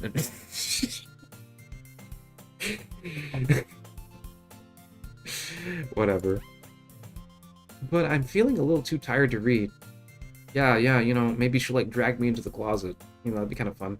But I'm feeling a little too tired to read. I could probably just fall asleep right now. Close my eyes, and I end up listening in on Sayori's conversation with Monica. We're probably gonna seem really lame compared to all the other clubs, though. Well, we can't give up. The festival is our chance to show everyone what literature is all about. The problem is that the idea of a literature club sounds too dense and intellectual. But it's not like that at all, you know? We just need a way of showing that to everyone. Something that speaks to their creative minds. Makes you a writing club, though. That doesn't solve the problem, though. What do you mean? Even if we come up with the most fun thing ever, nobody will want to come in the first place if it's a literature event. So it's more important to figure out how to get people to show up in the first place, you know? And after they come, we can do the thing to speak to their creative minds. What's this? Hey, Sayori got that marketing mind. Hell yeah. I like how Sayori's thinking. Sayori's taking all this really seriously. It's rare to see her deliberating like this. Huh, that's a good point. In that case, do you think food will do the trick? What kind? Well, I guess we could. Cupcakes. Good thinking. Natsuki would love to do that. You're right. Natsuki makes the best cupcakes. That works out perfectly. That wasn't why you suggested it? Cupcakes speak to my creative tummy. Oh my god, she's a foodie. Oh, take this bitch out for ramen. Ramen and boba, oh my god. Cupcakey it is then. Cupcakes it is then. I'm hungry. Aw. Me too, Sayori, me too. Anyway, we still need to work out the details of the event itself. I find myself smiling. In the end, Sayori is still her usual self. But therein lies the unexpected reason I admire her. Unlike me, who has trouble finding any motivation at all, Sayori can put her mind to things and make them come to life. And that's why I like her, yeah. I suppose that's why I end up letting her get on my case about things. I can't help but wonder what it would be like to see the world through her eyes. Ugh! I open my eyes to find Sayori's face filling my vision. I nearly fall out of my chair. Sorry. Wait, actually, I'm not sorry at all. It's your fault for sleeping like that. This isn't a napping club. Yes, it is. It is now, bitch. Does this school have our napping club? You're staying up late again, aren't you? Now that you're in the club, you're gonna have less time for anime, you know? You could watch with me, you know? You'll need to get used to it. Don't say that so loud. Glance over to my shoulder and I see Monica overheard. It's true, though. Yeah, I know. You're always looking out for me, Sayori. It's what I do best. That's the problem. What about you? You look out for me better than you look out for your own self. You're still oversleeping every day, aren't you? Not every day. That's not very convincing. How many days this past week have you gotten up on time? It's a secret. I know. Come on. At least give me the benefit of the doubt. Can't even do that. Look, Sayori, it's written all over you. Sayori glances around at herself. How is it written all over me?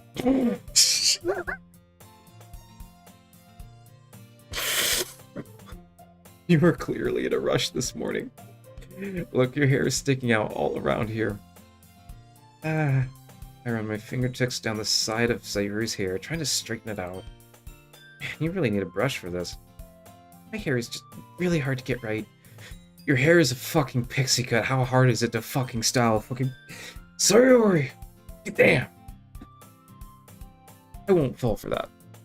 There's more than that, just your hair. Look, your bow isn't straight either. And there's toothpaste on your collar right there. I try to wipe it off the stain with my finger. But nobody would ever notice that. Of course they would. Well, I would, but nobody's gonna tell you about it because they don't want to embarrass you. Unfortunately, I really don't care about that. Hey, you meanie. You don't even keep your blazer buttoned up. Seriously, Sayori. Yeah, she doesn't keep her blazer buttoned up. I wonder why. I wonder why. Sayori, you're kind of sus. She is a sussy baka, isn't she? Don't... Why do you think you don't have a boyfriend yet? Eh? It's super mean. Sorry, but you'll thank me later. I start to button her blazer from the bottom. Once you see how much better this looks, you'll change your mind. Oh my god, she's so fucking cute. Yes. This is so funny. What is? Well, I was just thinking how weird it would be to have a friend who does these kind of things. Huh? Don't say that. You'll make me feel weird about it, stupid. It's okay, though. I'm happy we're like this. Aren't you? Please don't ask me questions like that. I guess. Hey, be careful. I would probably say yes in this situation, but since I'm streaming, I have to be cool. The cool answer is to say, don't ask me questions like that. Actually, no, that's not. But the button might have come off. Why is this one so hard to close? I struggle to fully close the button near her chest. Does this thing even fit you properly? It did when I bought it. Oh my god. She's yeah. Let's just say she's developing. If you ever buttoned it, why you wouldn't have noticed it sooner that it doesn't fit you anymore. What are you smiling about? It means my boobs got bigger again. Don't say that out loud. Anyway, you look much better now, so... why does it feel so strange to see Sayori's blazer buttoned up like that? But it's so stuffy. It's not worth it at all. Sayori hastily unbuttons her blazer once more. Oh. Damn. Ew. That's so much better. Sayori puts her arms out and twirls around. So if I keep it unbuttoned, then I won't get a boyfriend, right? What kind of logic is that? I think it's the reverse. This guy doesn't know what he's talking about. And why are you saying that like it's a good thing? Because if I had a boyfriend, then he wouldn't even let you do things like this. And you take care of me better than anyone else would anyway. Whoa. Oh there. So that's why I'm keeping it unbuttoned.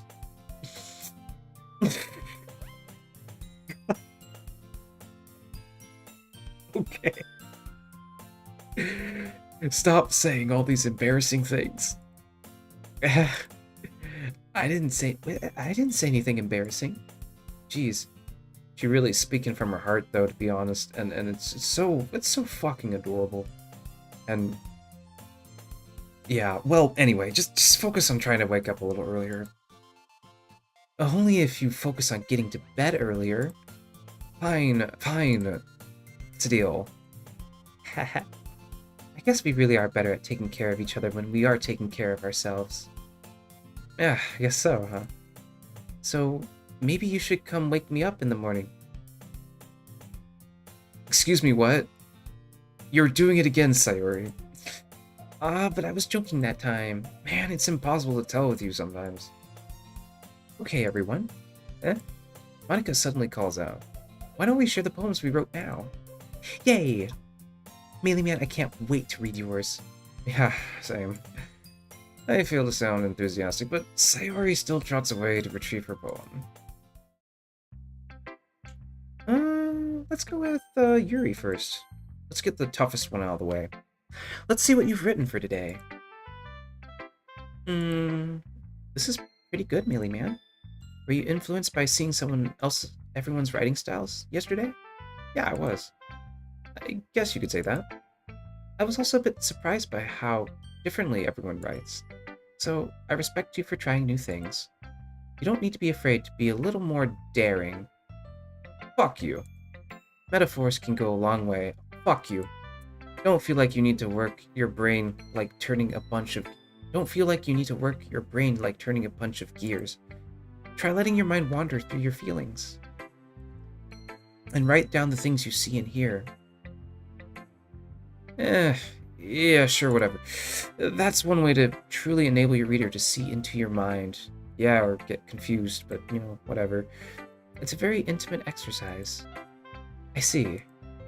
That's certainly interesting technique. Thanks for sharing. I have, well, an example of that if you'd like to read it. Of course. Isn't this the poem you wrote for today? Yuri nods and timidly hands me her poem. Ah, fuck, here we go. Okay. It happened in the dead of night while I was slicing bread for a guilty snack. Actually, I wonder if I should. I have an idea. Let's turn on the. Yeah. This would be perfect for that. Hold on. Let's get the filters going on here. Filters. Is it this one? Yeah, it's this one. Let's open the plugin interface. All right, let's listen to that. Hold on. I'm gonna listen to the output. How is that? It's a little too, how about that? No? Yeah? Yeah? How is this? La la la la la la. The raccoon. It happened in the dead of night while I was slicing bread for a guilty snack. My attention was caught by the scattering of this raccoon. Wow, that's weird. Not working the way I want.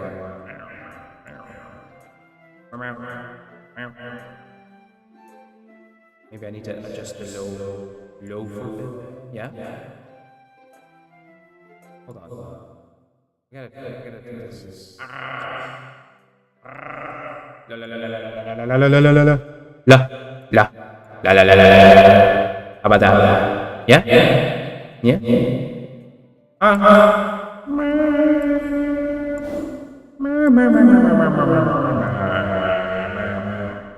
It happened in the dead of night. Wow, that's Frito-Lay.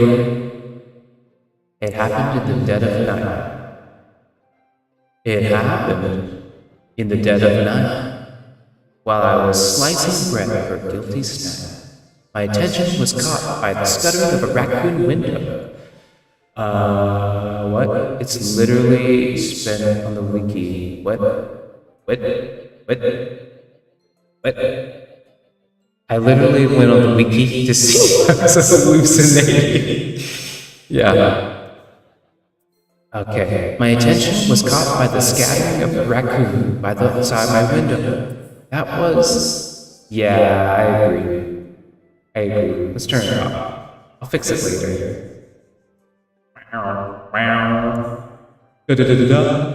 Oh, that's better. I clicked stereo input, and it made it better. I gave the raccoon a piece of the head, my subconscious well aware of the consequences. Well aware that the raccoon that is fed will always come back for more. Enticing the beauty of cutting the knife was the symptom. The bread, my hungry curiosity. The raccoon, an urge. Wait, where is it? Where's that? Where'd it go? Fuck. There it is. The moon increments its phase and reflects that much more light off than the cutting knife. The very same light that glistens in my eyes as the raccoon feed friend. I slice the bread, fresh and soft. The raccoon becomes excited. Or perhaps I'm merely projecting my emotions onto the newly satisfied animal.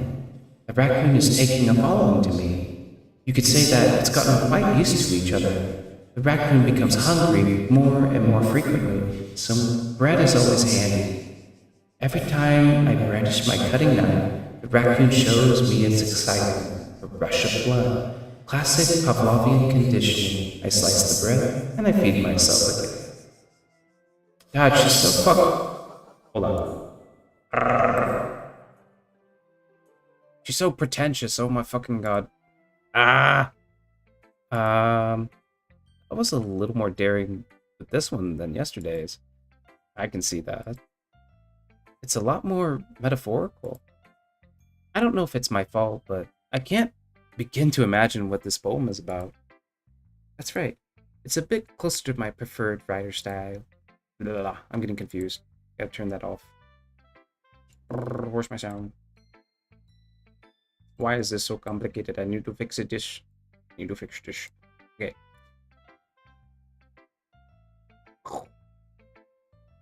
I used the poem as a canvas to express vivid imagery and conveying emotions through them. Yeah, if I take it at face value, then I can't even figure out what if it's supposed to mean. Well, I think it's something that different people can relate to in their own way. I want to express the way that it feels for me to indulge in my more unusual hobbies. Wait, what? Feeding raccoons? Is that what you do? It's those sorts of things that I'm usually forced to keep to myself. So I sometimes enjoy writing about them. Why do you keep them to yourself? Because they're embarrassing, and people would make fun of me. That's right, I would. You feed raccoons? What the fuck? You don't have anything like that, Mealyman? I'm a furry. I'm a furry. Well, I am a furry. Yeah, I guess I do. I feel like everyone has a little something like that. The best we can do is respect each other and our individualities, even if it's difficult sometimes and some things make us uncomfortable. After all, if I hadn't learned to embrace my own weirdness, I would probably hate myself. Same, Yuri, same. I might be ranting a little bit now, but I'm glad you're a good listener. Thank you. Who should I show my poem? Let's go. Let's go, Monica. Hi again, Mealy Man. How's the writing going? Alright, I guess. I'll take that. As long as it's not going bad, I'm happy that you're applying yourself. Maybe soon you'll come up with a masterpiece. I wouldn't count on that. You never know. I want to share what you wrote for today. Want to share what you wrote for today? Fuck, what? Oh, sure, here you go. Okay. I give my poem to Monica. Alright. I like this one. It makes me think of something Sayori would like. Is that so? You and Sayori are really good friends, right? I wouldn't be surprised if you had those sorts of things in common. Well. We may be good friends, but Sayori and I are actually really different. Well, that may be the case. But maybe there's also some similarities that you wouldn't expect. The way she talks about you, it sounds like the two of you really care about each other's well-being. Even if you show it in different ways, it ends up being more similar than you think.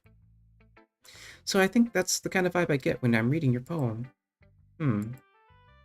You sure you're not reading into it too much? I could be. Oh my gosh, I sound like Yuri. But in any case, Sayori's writing is kind of a gentle feel to it. I can tell that she likes exploring with emotions like happiness and sadness. Who knew that someone who's so happy could enjoy sad things too? Yeah, that's totally unexpected. Well, to each their own. And you shouldn't be afraid to experiment a little bit either. But anyway, you want to read my poem now? I like the way this one turned out, so I hope you do too. Alright, let's take a look. Alright, let's see if I can turn on reverb. Is it this one? Yeah, I think it's this one. EST2 plugin. Is it working? I can't tell. 1 second. 1 second. Yeah, it's working. Truth save me. The colors, they won't stop. Bright, beautiful colors, flashing, expanding, piercing, red, green, blue. An endless cacophony of meaninglessness, noise. The noise that won't stop. Violent, grating waveforms. Squeaking, screeching, piercing, sine, cosine, tangent. Like playing a chalkboard on the turntable, like playing a vinyl on a pizza crust. An endless poem of meaninglessness. Load me. What the fuck? What the fuck? Monica, you weird, crazy bitch. Oh my god. Beautiful. Alright.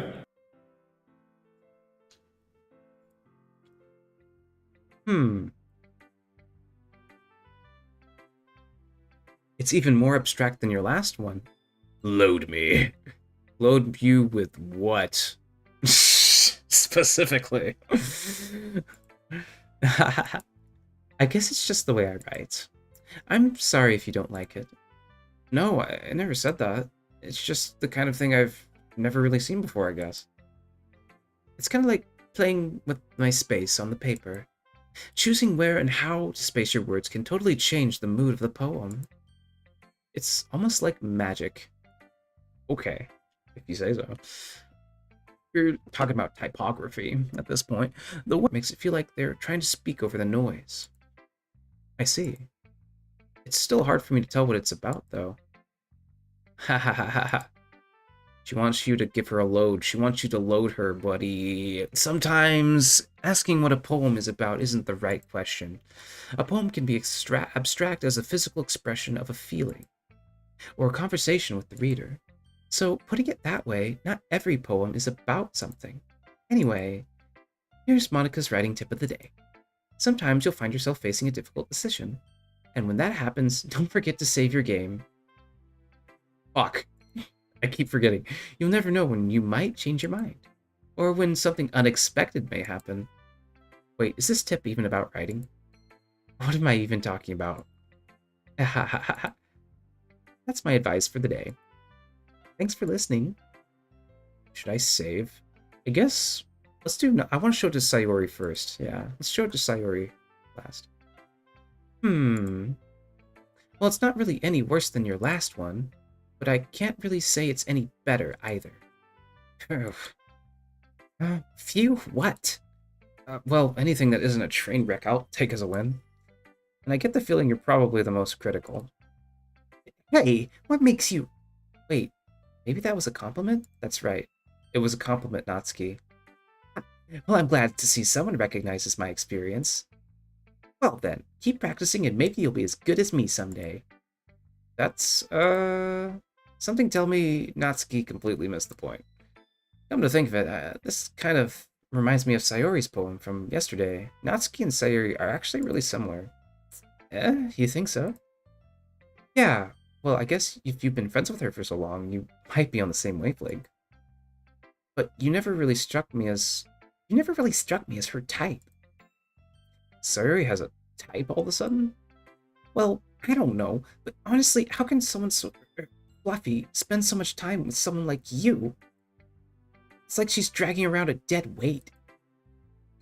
Damn, okay. But think of it this way, if it weren't for me, she would probably just fly away like letting go of an air balloon, or of a balloon. You could say we take care of each other each in our own way. Whatever it is, I don't get it. Oh yeah, I guess I'm supposed to show you my poem? Oh yeah, I guess I'm supposed to show you my poem? Here. Oh, what's this? Amy likes spiders. You know what I heard about Amy? Amy likes spiders. Icky, wriggly, hairy, ugly spiders. That's why I'm not friends with her. Amy has a cute singing voice. I heard her singing voice in my favorite song. Every time she sang the chorus, my heart would pound to the rhythm of the words. Oh, okay, that fucked me up. But she likes spiders. That's why I'm not friends with her. One time, I hurt my leg really bad. Amy helped me up took me to the nurse, and I tried not to let her touch me. She likes spiders, so her hands are probably gross. That's why I'm not friends with her. It's like she's writing a children's book. Amy has a lot of friends. I always see her talking to a lot of people. She probably talks about spiders. What if her friends start to like spiders too? That's why I'm not friends with her. Doesn't matter if she has other hobbies. Doesn't matter if she keeps it private. Doesn't matter if she doesn't hurt anyone. It's gross. She's gross. The world would be better off without spider lovers. And I'm gonna tell everyone. She's so close-minded, you know? So close-minded. She's so close-minded and dumb. No, you're dumb. Being dumb. It's quite a bit longer than yesterday's. Yesterday's was way too short. Yesterday's was way too short. I was just warming up. I hope you didn't think that was the best I could do. No, of course not. Anyway, the message is pretty straightforward in this poem. I doubt I have to explain it. Sometimes you can explain complicated issues with such simple analogies. And it helps with people to realize how stupid they're being. Like, anyone would agree that the subject of this poem is an ignorant jerk. Oh, okay. Oh, wow. Well, okay. That surprised me. Do you know people like that? Of course, it's about how everyone thinks my... That doesn't matter. It can be about anything. I wrote it to be easy to relate to. Everyone has some kind of weird hobby or a guilty pleasure. Something that you're afraid if people find out, they make fun of you or think less of you. Oh my god, there's so many things I do that would think less of me.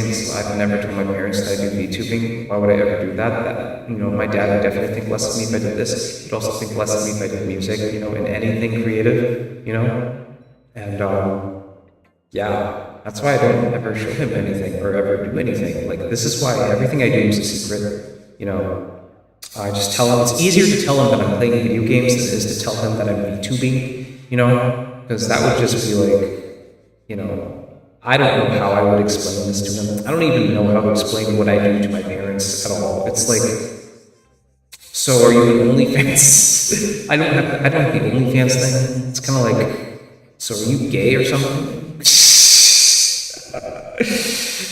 I'm not gay. But yeah, it's not really easy to tell your parents that you do this sort of thing. It's kind of weird, honestly. I mean, maybe if you have parents that are younger and understanding, but mine are like ancient, so But that just makes people stupid. Holy base nuts! Like, holy crap! Who cares what someone likes as long as they're not hurting anyone and it makes them happy? Fuck, man. I wish I... Fuck. We're gonna save it next time. We're definitely doing the Natsuki route. Holy shit. Holy base. I think people really need to learn to respect others for liking weird things. Yeah. Totally. Huh, that's funny. Yuri wrote something similar today. Huh? Did you say Yuri? Yeah. She said her poem was about an unusual hobby of hers. I didn't really get it, but she said something similar to you. That people shouldn't make each other feel insecure about those things. Really? Well, I mean, Yuri's pretty weird, so I wouldn't doubt that she has some weird hobbies. Not that there's anything wrong with that. It's not like I would judge her or anything. Natsuki has trouble finding words. I guess I should try not to be so mean to her. If she feels insecure about her weird behaviors and stuff. I mean, I always hate people who make me feel insecure. And Yuri made me feel insecure yesterday. But the way you put it, it sounds like she's learned her lesson. Well, I would say so. Even if her writing style is really different, I'm sure she'll appreciate the message in your poem. It's what I do best, after all. I don't like writing unless there's a good message to take away from it. Like, conveying emotions is important, but I want to make people think, not just feel. Saying, remember that. I'm going to write a good one tomorrow too, so look forward to it. Oh, we're definitely showing it to Sayori. Oh, ooh. Oh my goodness. This is so good, Melee Man. I love it. Especially after yesterday's poem. You're too honest sometimes, Sayori. No, but really. I want to put this on my wall. Oh my god! Can I? Sayori, you must be seriously overreacting. I'm not a good writer at all. I honestly have no idea what I'm doing. Well, maybe that's why. Because I have no idea what I like either. Jeez. I'm sure Yuri's opinion has to be a little more constructive than this. Maybe even Natsuki's. Are you sure you don't like it just because I wrote it? Eh? Well, I'm sure that's part of it. I think I understand you better than a lot of other people, When I read your poem, it's not just a poem. It's a Melee Man poem. Hell yeah. Hell yeah. That makes it feel extra special. I'm glad you feel that way, Slayer. I'm super glad you feel that way. Like, I can feel all your feelings in it. Yeah. Sayori hugs the sheet against her chest. You're so weird, Sayori. Well, I'm not very good at figuring out if poems are good or bad, but that's why I just go by my heart. If it makes me feel things, then it must be a good poem. Yeah, I'm with you there. I'm not sure exactly how it works. But then again, I guess conveying feelings is a pretty important part of this whole thing. Yeah, maybe. Honestly, I don't even know what kind of writing you like in the first place. Yeah, me neither. Why don't you at least try giving it some thought? You want to write something for me? That's so sweet. Yeah, right. But you're always thinking about other people. You need to think about yourself once in a while. If you don't, you might end up getting hurt at some point. Well, I don't really know what you mean, but I'll try to keep it in mind. Well, whatever.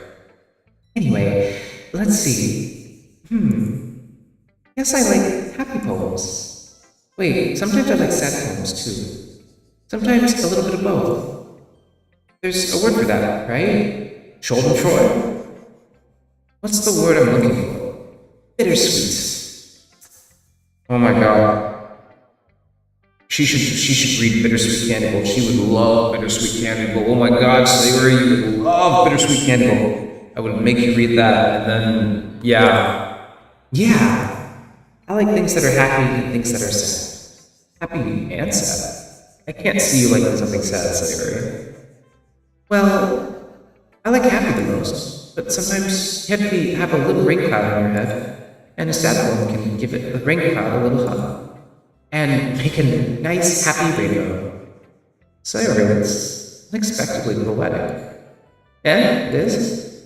Maybe I'm getting better at expressing my feelings after all. He is totally autistic. Oh my god, you are totally autistic. You're gonna be a VTuber. I'm not gonna let that happen to you. I'm gonna save you, holy shit.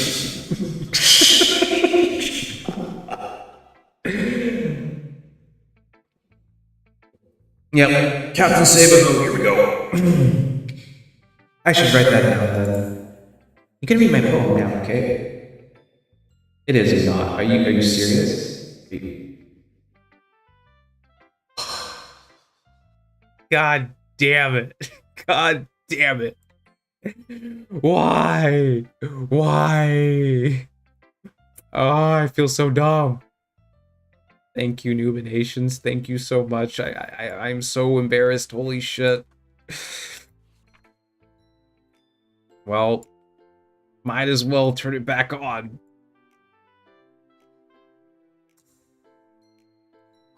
Bodice. I pop up the scout like the lid of the cookie jar. It's the secret place where I keep all my dreams. Little balls of sunshine, all rubbing together like a bundle of kittens. I reach inside my thumb and forefinger and pluck one out. It's warm and tingly. But there's no time to waste. I put it in the bottle to keep it safe. And I put the bottle on the shelf with all the other bottles. Happy thoughts, and bottles all in a row. My collection makes me a lot of friends, lots of friends. Each bottle a starlight to make amends. Sometimes my friend feels a certain way. Excuse me. Down comes a bottle to save the day. A night after night, more dreams, and after friends, more bottles. Deeper and deeper my fingers go, like exploring a dark cave and discovering the secrets hiding in the nooks and crannies. Digging and digging, scraping and scraping. I blow the dust off my bottle caps. Doesn't feel like time elapsed. My empty shelf could use some more. My friends look through my locked front door. Holy shit, she writes almost exactly like I do. Finally, all done, I open up and in come my friends. And they come in such a hurry. Do they want my bottles that much? I frantically pull all of them from the shelf, one after the other, pulling them out, each and every friend, each and every bottle. But every time I let one go, it shatters against the tile between my feet. Happy thoughts, and shards all over the floor. They were supposed to be for my friends. My friends aren't smiling. They're all shouting and pleading something. But all I hear is echo, echo, echo, echo, echo inside my head. Not bad. Thank you, Nubinations, for telling me that, by the way. Oh my god. Yeah, holy crap. Sayori, did you really write this? Of course I did. I didn't use ChatGPT. Actually, this game was made before ChatGPT, so there's no excuse. Didn't I tell you yesterday I was going to write the best poem ever? Yeah, but I didn't... I didn't expect something like this coming from you. Monica taught me a whole lot, and I've been really in touch with my feelings recently. I see that. It's almost kind of creepy. Creepy? Well, not exactly. Maybe because I'm so used to you being so cheerful. Well, never mind. I'm thinking too hard about it. It came out... The point is, it came out good, and you should be proud of it. Aw, thanks. I feel like I was meant to express myself this way. That's good. Holy shit, that's so good, Sayori. Even if it helps me understand my own feelings a little bit better. Writing is like magic. You've gotten pretty passionate about this, huh? I hope you keep it up. Yeah. Writing's the best. I'm gonna keep writing until I die. Damn, girl. Alright. Don't get ahead of yourself. Sayori's always had a habit of being obsessed with something. Before dropping it, no more than a week later, she's totally autistic, bro. Oh my god. She's totally autistic. She's perfect. Oh my god. I wonder if this is one of those times. She's on the spectrum. She's totally on the spectrum. But I think she's ADHD. Like, it has to be like ADHD, right? Because like you're always kind of stimming, or you're always doing a new thing each time, and then you get really passionate about it.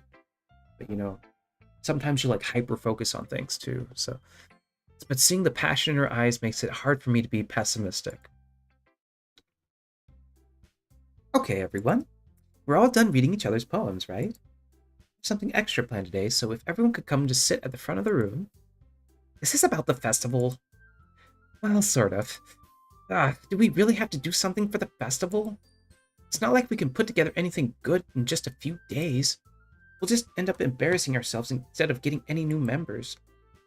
That's a concern of mine as well. I don't really do well with last-minute preparations. Don't worry so much. We're going to keep it simple, okay? We won't need much more than a few decorations.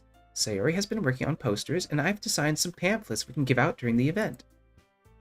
Okay, that's great and all, but that doesn't tell us what we're actually going to be doing for the event. Sorry. I thought you heard about it already. We're going to be performing. Performing? Monica? Yeah, we're going to be having a poetry performance. Each of us are going to choose a poem to recite during the event. But the cool part is, we're going to let anyone else come up and recite poems too. Sayori's putting it on all the posters in case anyone wants to prepare ahead of time. Sayori, who's been coloring a poster, holds it up for us to see. Are you kidding me, Monica? You didn't already start putting up those posters, did you? Well, I did. Do you really think it's that bad of an idea? Well, no. It's not a bad idea. But I didn't sign up for this, you know. There's no way I'm going to be performing in front of a group of people like that. I agree with Natsuki. I could never, in my life, do something like that. Imagining it, Yuri shakes her head in fear. Guys? No, Sayori, I understand where they're coming from. Remember that Natsuki and Yuri never shared their poems with anyone until just a couple days ago. It's a lot to ask for them to recite their poems out loud to the whole room full of people. I guess I kind of overlooked that. I'm so sorry. But I still think we should give it our best. We're the only ones responsible for the fate of this club. If we start with the event and each put on a good performance, then it will inspire others to do the same. The more people who perform, the better we'll be able to show everyone what literature is all about. Yeah. It's about expressing your feelings and being intimate with yourself, finding new horizons, and having fun. That's right. And it's those reasons that we're all in this club today. Don't you want to share that with others? To inspire them to find the same feelings that brought you here in the first place? I know you do. I know we all do. And if all it takes is standing in front of a room for 2 minutes and reciting a poem, then I know you can do it.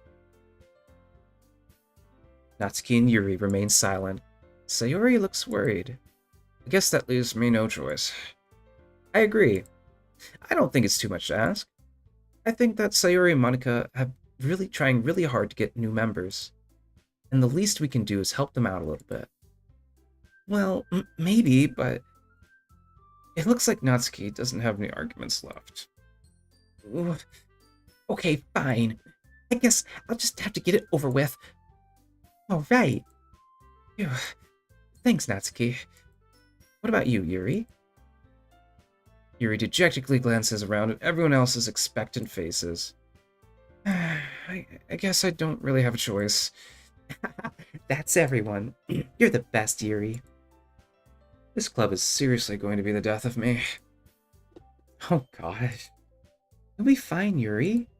But anyway, let's move on to the main event. I want each of you to choose a poem of yours. We're going to practice reciting them in front of each other. No way! Monica, this is too sudden. Well, if you can't recite your poem in front of the club, how do you expect to do it in front of strangers? Oh no. Don't worry. I'll start off to help everyone feel a little more comfortable. Can I go next? Of course. Now, let's see.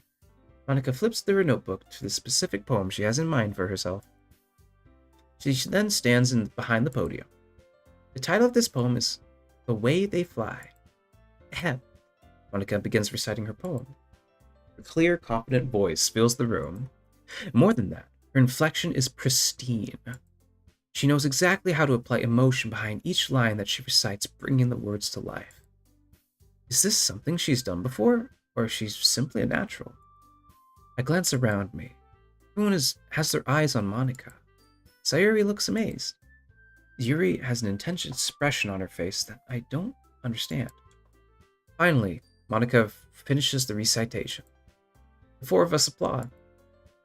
Monica takes a breath and smiles. That was so good, Monica.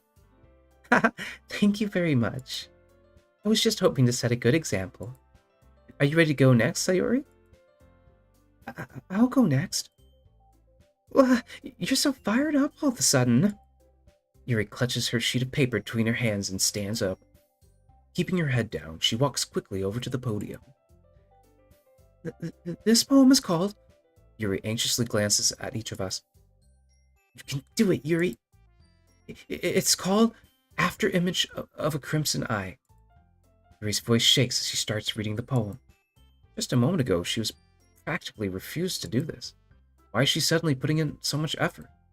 As Yuri gets past the first couple of lines, her voice changes. It's almost like what happens when Yuri gets absorbed into her books. Her quivering words transform into the sharp syllables of a fierce and confident woman. The poem is full of twists and turns in its structure that she enunciates with perfect timing. This must be a rare glimpse into the whirling fire Yuri keeps concealed inside her head. Suddenly, she's finished. Everyone is stunned. Yuri snaps back to reality. Snap back to reality. Boom. And glances around her as if she is bewildered even herself. It's up to me to save the situation. I'm the first to start applauding. That's right. You probably can't hear me clapping because of the noise filter, but whatever. Everyone joins me afterward, and we give Yuri the recognition she deserves. It's not that we didn't want to applaud her, but we were so caught off guard that we must have forgotten. As we applaud, Yuri holds the poem to her chest and rushes back to her seat. Yuri, that was good. It was really good. Thank you for sharing. Looks like Yuri is down for the count. I guess she fainted or something. Okay. I guess I'm next then. Sayori hops out of her chair and cheerfully walks to the podium. This one's called My Meadow. Ah. Sorry, I giggled.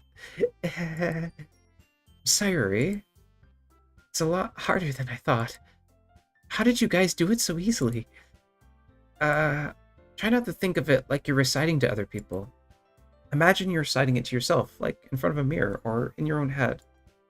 It's your poem, so it'll come out the best that way. I see, I see. Okay then. Sayori begins to read her poem. Somehow it feels like her soft voice was made as a perfect match. The poem isn't aimlessly cheery like Sayori is. It's serene and bittersweet. If I were to read this on paper, probably wouldn't think much of it. But hearing it come from Sayori's voice almost gives it a whole new meaning. Exactly. It doesn't matter the words you say on the page, it matters how you say them. And that's why when people tell me I write shit songs, I tell them, whatever, it's a lot more that goes into a song than just the words on the page, right? And the chords. It's how you sing it. Like everything when you sing a song, it's like it's always how you sing it, And sometimes I sing the same songs, but I don't have the same feelings that I have when I sing it, And like when I really feel a song, it can really sound really good, I think. Especially when you interpret it with your own voice and you use it and you have a theory, good music theory, and you can, use your voice in such a way, it comes off really good, And I think that's a really good way to, express yourself is to when you sing and you're singing material that other people have made, But oh yeah, that's right. Maybe this is what Sayori meant when she said that she likes my poems. It's like I get to reach more deeply into someone I thought I knew through and through. Sayori finishes and we applaud. Did it. Yeah, you did. Yeah, you did, Sayori. Good job. Even Melee Man liked it. Even Melee Man liked it. I guess that's a good sign. What does that even mean? It came out nicely, Sayori. The atmosphere of the poem fits you really nicely. But it might be the other poems that wouldn't quite work so well with that kind of delivery. Eh? I don't really understand. In other words, I've seen your poems of yours where that sort of gentle delivery wouldn't work as well. They might need a little more force behind them, depending on what you're reading. Oh, I know what you mean. Well, I've been practicing that kind of thing. It's just embarrassing to do it in front of everyone. The next time, I'm going to make you pick a poem that challenges you a little more. We don't have much time before the festival, Okay. Now, who's next? Natsuki? Don't make me go before Melee Man. It's not like I can compare to you guys anyway. Might as well let Melee Man lower everyone's might as well let Melee Man lower everyone's standards a little before I have to do it. Natsuki? It's fine. I might as well just get it over with. It's not like I have much of a selection of what to read. I'll just have to go with what I wrote for today. Stand up and stand in front of the podium. Everyone has their eyes on me, making me feel terribly awkward. Recite my poem. Since I'm not exactly confident in my own writing, it's hard to put energy into it. Despite that, once I finish, I receive applause anyway. Sorry, I'm not really as good as everyone else. Don't worry about it so much. I think it's less about your abilities and more about your lack of confidence in your writing. That's something that'll improve over time, though. Yeah, maybe. Alright, then. That just leaves you, Natsuki. Yeah. I'm going. Natsuki begrudgingly gets out of her seat and... Oh, yeah, I'm going. Gets out of her seat and makes her way to the podium. The poem is called... It's called... Why are you all looking at me? Because you're presenting. Anyway, the poem is called Jump. Natsuki takes a breath. When she starts reciting the poem, her sour attitude disappears a little. While she's still a little unenthused, her poem has a rhythm and a rhyme to it. It's Natsuki's trademark style, and it works surprisingly well when spoken aloud. Well, yeah. Yeah, that's how she does. And that's why I like her. That's why I like how she writes, you know? The words feel like they bounce up and down, as if it's giving a life to the poem. Natsuki finishes, and everyone applauds. She huffs back to her seat. You silly girl. Oh my god. That wasn't so bad, was it? Easy for you to say. You better not make me do that again. Well, do you at least feel enough to recite a poem in front of other people? I mean, doing it in front of other people will be way easier. They're really playing up this tsundere for this girl. I think they're just playing a little too hard, honestly. I can put on whatever face I want for other people. But when it's just my friends, it's just embarrassing. That's a surprise, Natsuki. I think that'd rather be the other way around for me. Well, that's just how it is, so... Well, I guess in that case, you won't have much to worry about for the festival. That said, I want to thank everyone for coming through. It might be hard, but I hope that you all have an idea what it's like now. Make sure you pick up a poem and get enough practice before the festival, okay? I'll be making pamphlets, so let me know ahead of time what you'll be reciting. Jeez, fuck. I should probably find some other poem to recite instead. That's fine too. It doesn't have to be your own. I'm already pleasantly surprised that you're putting in all this effort for the club. It makes me feel really happy. Yeah, no problem. Okay, everyone. I think that is about it for today. I know the festival is coming up, but let's try to write poems for tomorrow as well. It's been working really nicely so far, so I'd like to continue that.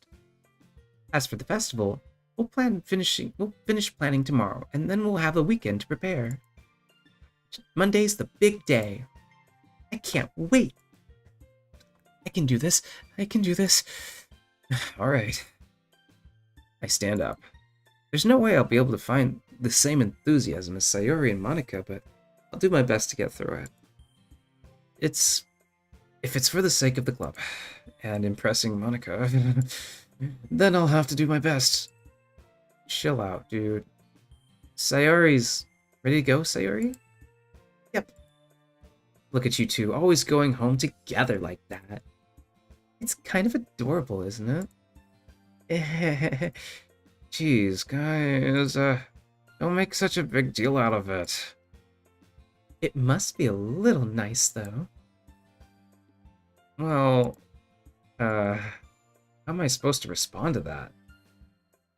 It's okay, Melee Man. You don't have to say it. Whatever, let's go already. I walk home with Sayori once more. Even though it's only been a few days, a lot of things have already changed. Today, Sayori's being a little quieter than usual on the way home. Hey, Sayori. Sorry, I was spacing out. No wonder. I was thinking about something from earlier. I like how we get to... I mean... Sayori fumbles with her words. So, let's just say that one day, Yuri asked to walk home with you. Uh-huh? What would you do? What kind of question is that? You're kind of putting me on the spot here.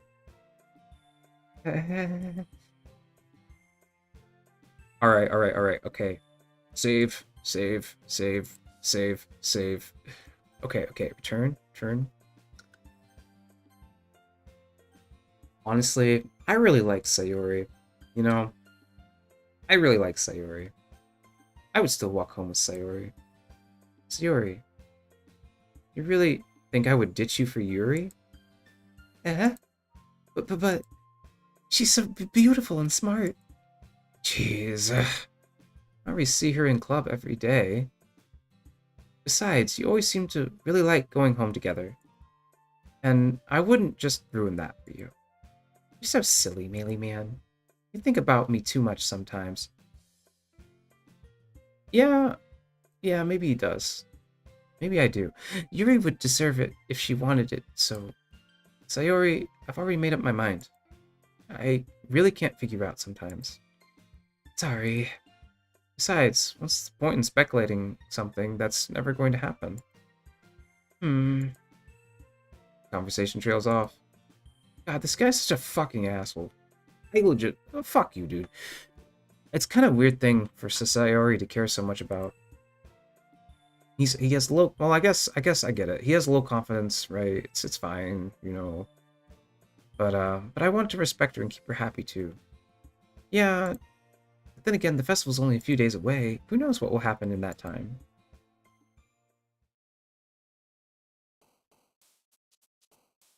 Doki Doki. I've actually used this line in my own writing. Let's see. I want something that's sad. Yeah. Let's see. Skirt. Oh, that's too cute. Kitty. I don't know. Let's see here. Games? Oh, fuck. Looks like we're going Natsuki on this one. Ah, fuck. Okay. Socks. I'm 100 away from getting the true ending, and I need to fight another overly stupid boss.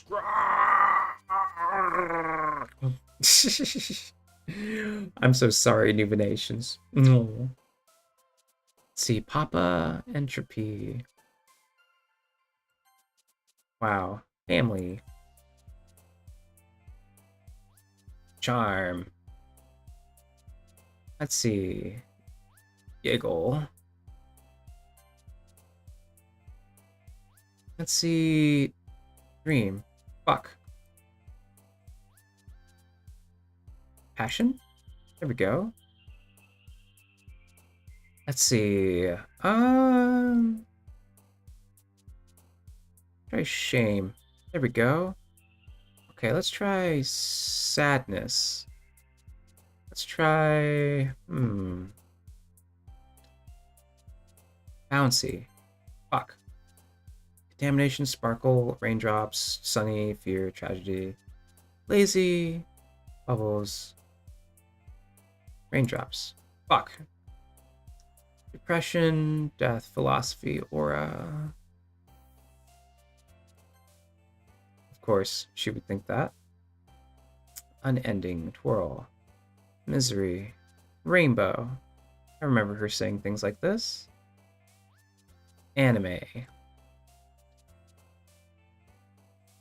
How said marshmallow. Let's try friends.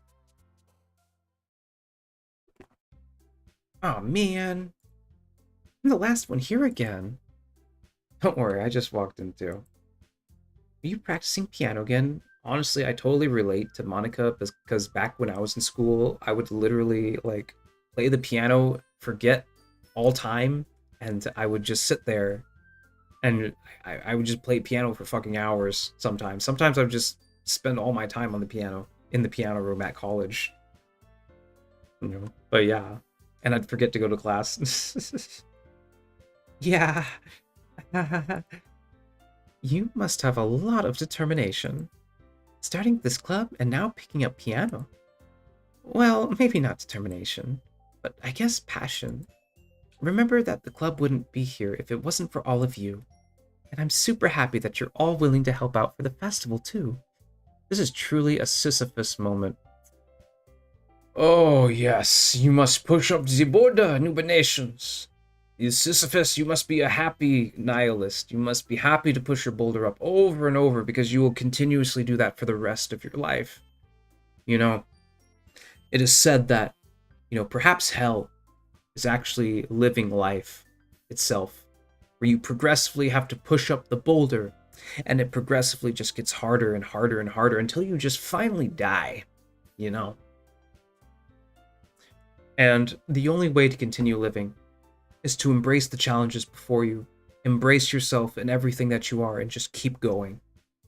Because the alternative is to let yourself go, suffer even more, and to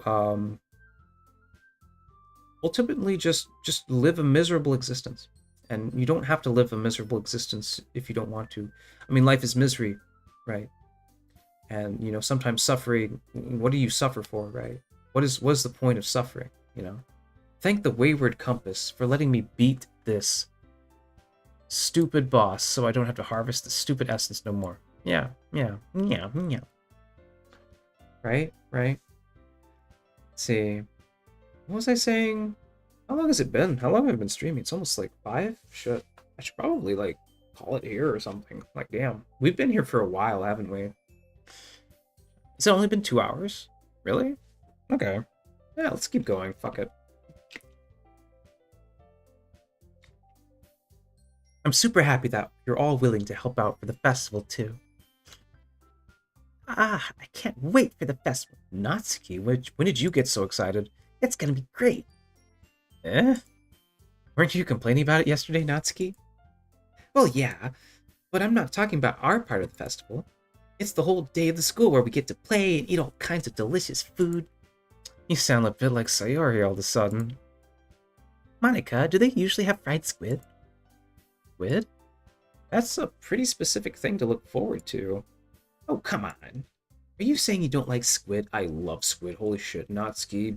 Oh my god. If you weren't such a handful with your emotions, I'd be like, man, I don't I don't know if I can fix her, but I would sure like trying. I would sure have a hell of a fun time trying. You of all people. I didn't say I don't like it. Besides, what do you mean by you of all people? Because it's right in your name. Monica. Monica. Eh? That's not how you say my name at all.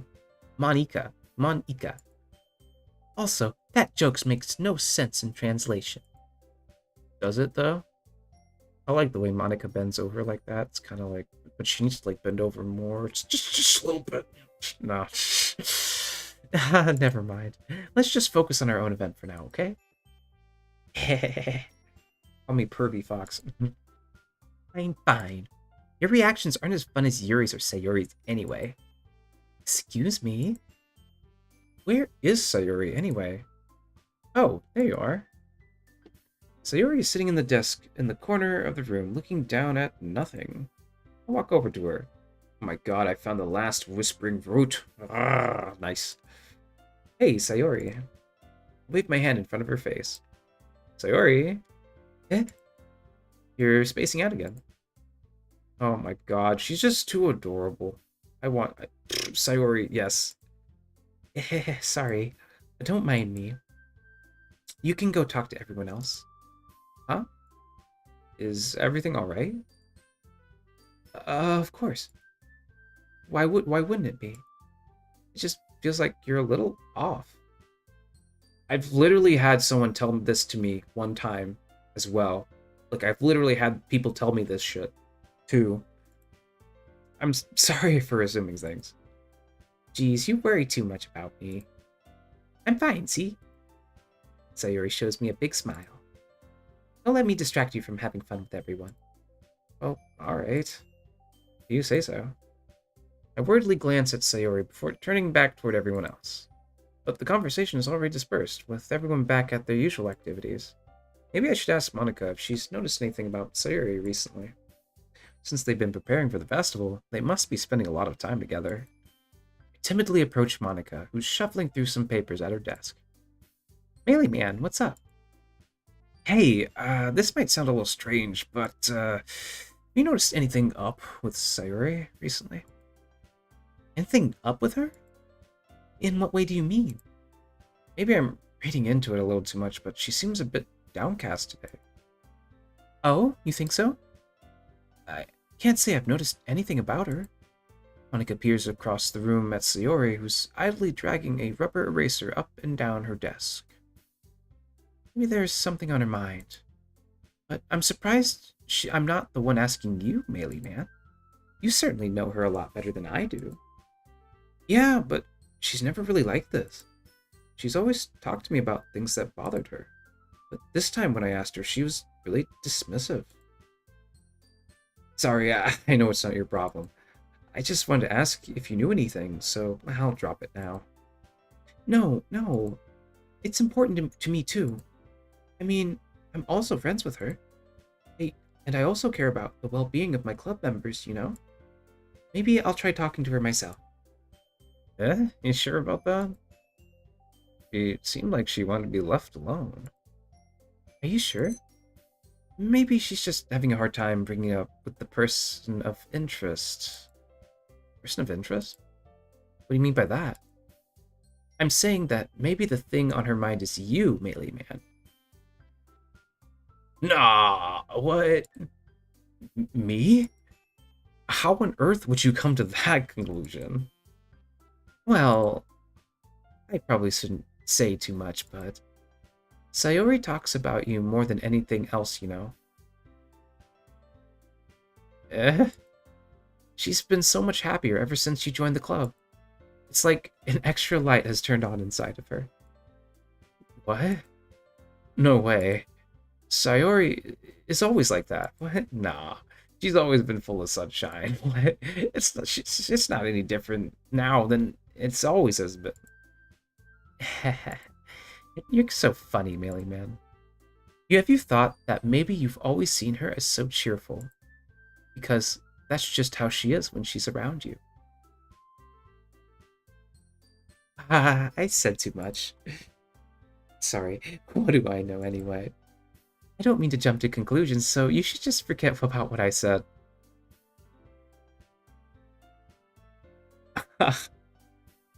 One does not easily forget what you just said, Monica. Just saying. I'll try to talk to her, so try not to think about it for now. Ah, alright. Monica smiles meaningfully. I know she said to forget about it, but I already know that I won't be able to get her words out of my head. Monica stands up from her desk and walks across the room to where Sayori is sitting. Watch her kneel down next to Sayori and gently talk to her. But she's keeping her voice so quiet that I can't hear her from here. I sigh and sit myself down. I know Sayori told me not to worry about her and to have fun with everyone else, but that's impossible for me to do when she's behaving like this. Exactly how much do I care about her? And that's what that I'm letting this weigh me down so much. Wow, okay. Now it feels like I'm the one behaving out of the ordinary. But there's nothing I can do besides wait for Monica. Why does it feel like I'm being watched? Glance around the room. Suddenly there's Yuri peering at me from over her book. Looks away just as quickly as with a flustered look on her face. I realize that she won't get anywhere like this. I've never really seen Yuri approach anyone or start a conversation on her own accord. So I have no choice but to approach her myself. By now it's a little easier for me to do that. I stand up from my desk and sit in one next to her own. I didn't mean to bother you or anything. Relax, you didn't even do anything. But I could tell that you wanted to be alone with your thoughts. Alone with my thoughts? Yeah, my thought, Sayori. How were you even able to tell I was thinking like that? Well, it's something that I do a lot. So it wasn't hard for me to spot based on your posture and expression. Not that I was staring or anything. I didn't do anything creepy like that. Oh yeah, you're so creepy, Yuri. You're so creepy. Oh my god. In any case, I guess you were right. I'm sorry if I caused you any concern. Don't apologize. Your troubles are the only concern of those willingly share in that concern. Of course, there are certainly those who find the most comfort in keeping to themselves. But if you would prefer to share what's on your mind, then I would be glad to listen. That's not really that big of a deal. I was just feeling a bit uneasy about Sayori. Sayori? Yeah, she seems a little off today, but when I asked her about it, she didn't want to admit it to me. So I can't help but wonder if something happened to her. Oh, that's quite romantic. Sorry. I didn't mean to say something so stupid. Yeah, you did say something stupid, Baka. Don't say that ever again. What are you doing? It's not that. I just didn't want you to misunderstand. Sayori and I have just been friends for a long time. That's all. I see. Then perhaps it is unusual for her to be dismissive to you about her feelings. Or maybe I'm just reading into it a little too much. Really, man? The world is full of meaning, often hidden deep beneath plain sight. Holy shit. You're so correct. It's so true. That is Way too true. And there's so many untold mysteries behind every person, no matter how well you may know them. Yeah, and that's why I'm afraid to get in a relationship. I'll never know them, because I'm too fucking scared to know what I don't know. You know? I'm so fucking scared. But I'm okay if it's with fictional people right here. Ah, so you think that there might be something behind it after all? Mm-hmm. I think that Sayori's a very complex person. Her mannerisms on the outside don't always match what may be going on inside her head. And she may not always know what she wants. I noticed her strange behavior today, too. And I also feel some concern for her. But in your case, it looked like she was fully occupying your thoughts, wasn't she? Wow. I guess that was the case. Sayori? She really means a lot to you, doesn't she? I guess. But you don't need to put it that way. We're just good friends, that's all. Yuri suddenly looked deeply into my eyes. Her expression is gentle and curious, as if she was searching for something. Embarrassed, I avert my gaze. Sometimes, a person's mysteries are untold even to themselves. Ha! Yeah, true. And you, as someone honest and caring, may uncover feelings you weren't aware were in you. That is, I think that she would be a very fortunate person to have you feel that way about her. Wow. I mean, yeah, she is very fortunate. Yuri, you're giving me too much credit. I'm a pretty simple guy. So I think I'm pretty good at understanding my own feelings. No, you're not. Shut the fuck up. Not nearly as sophisticated. Oh my god, he's so fucking stupid. He's so dumb. He's so dumb. He's so dumb. That's not a compliment, is it? It is what it is. Anyway, as long as you're here, why don't you do some reading? Well, as long as you're okay with it. Yeah, I should be taking my mind off this whole thing anyway. Okay, everyone. After some time passes, Monica calls out to the club room. Why don't we share our poems now? Ah, it's poem sharing time. Here we go, here we go. Before I know it, everything is back to normal. Hey, Ezekiel Lasagna. Yo, Wasp. Yo, Wasp. What's up? What's up? What's up? How you doing, Ezekiel? Everyone goes to retrieve their poems, and I do the same. So glad to have you here, holy shit. I make eye contact with Monica. She smiles at me. I wonder what she was talking about with Sayori. So yeah, we decided to play, what's it called? Doki Doki Literature Club for the first time. This is the furthest I've gotten in Doki Doki Literature Club. It's actually pretty entertaining. You know, I actually really like this one, you know? And I think we're going to try for the Sayori route if we can, because I feel comfortable with that.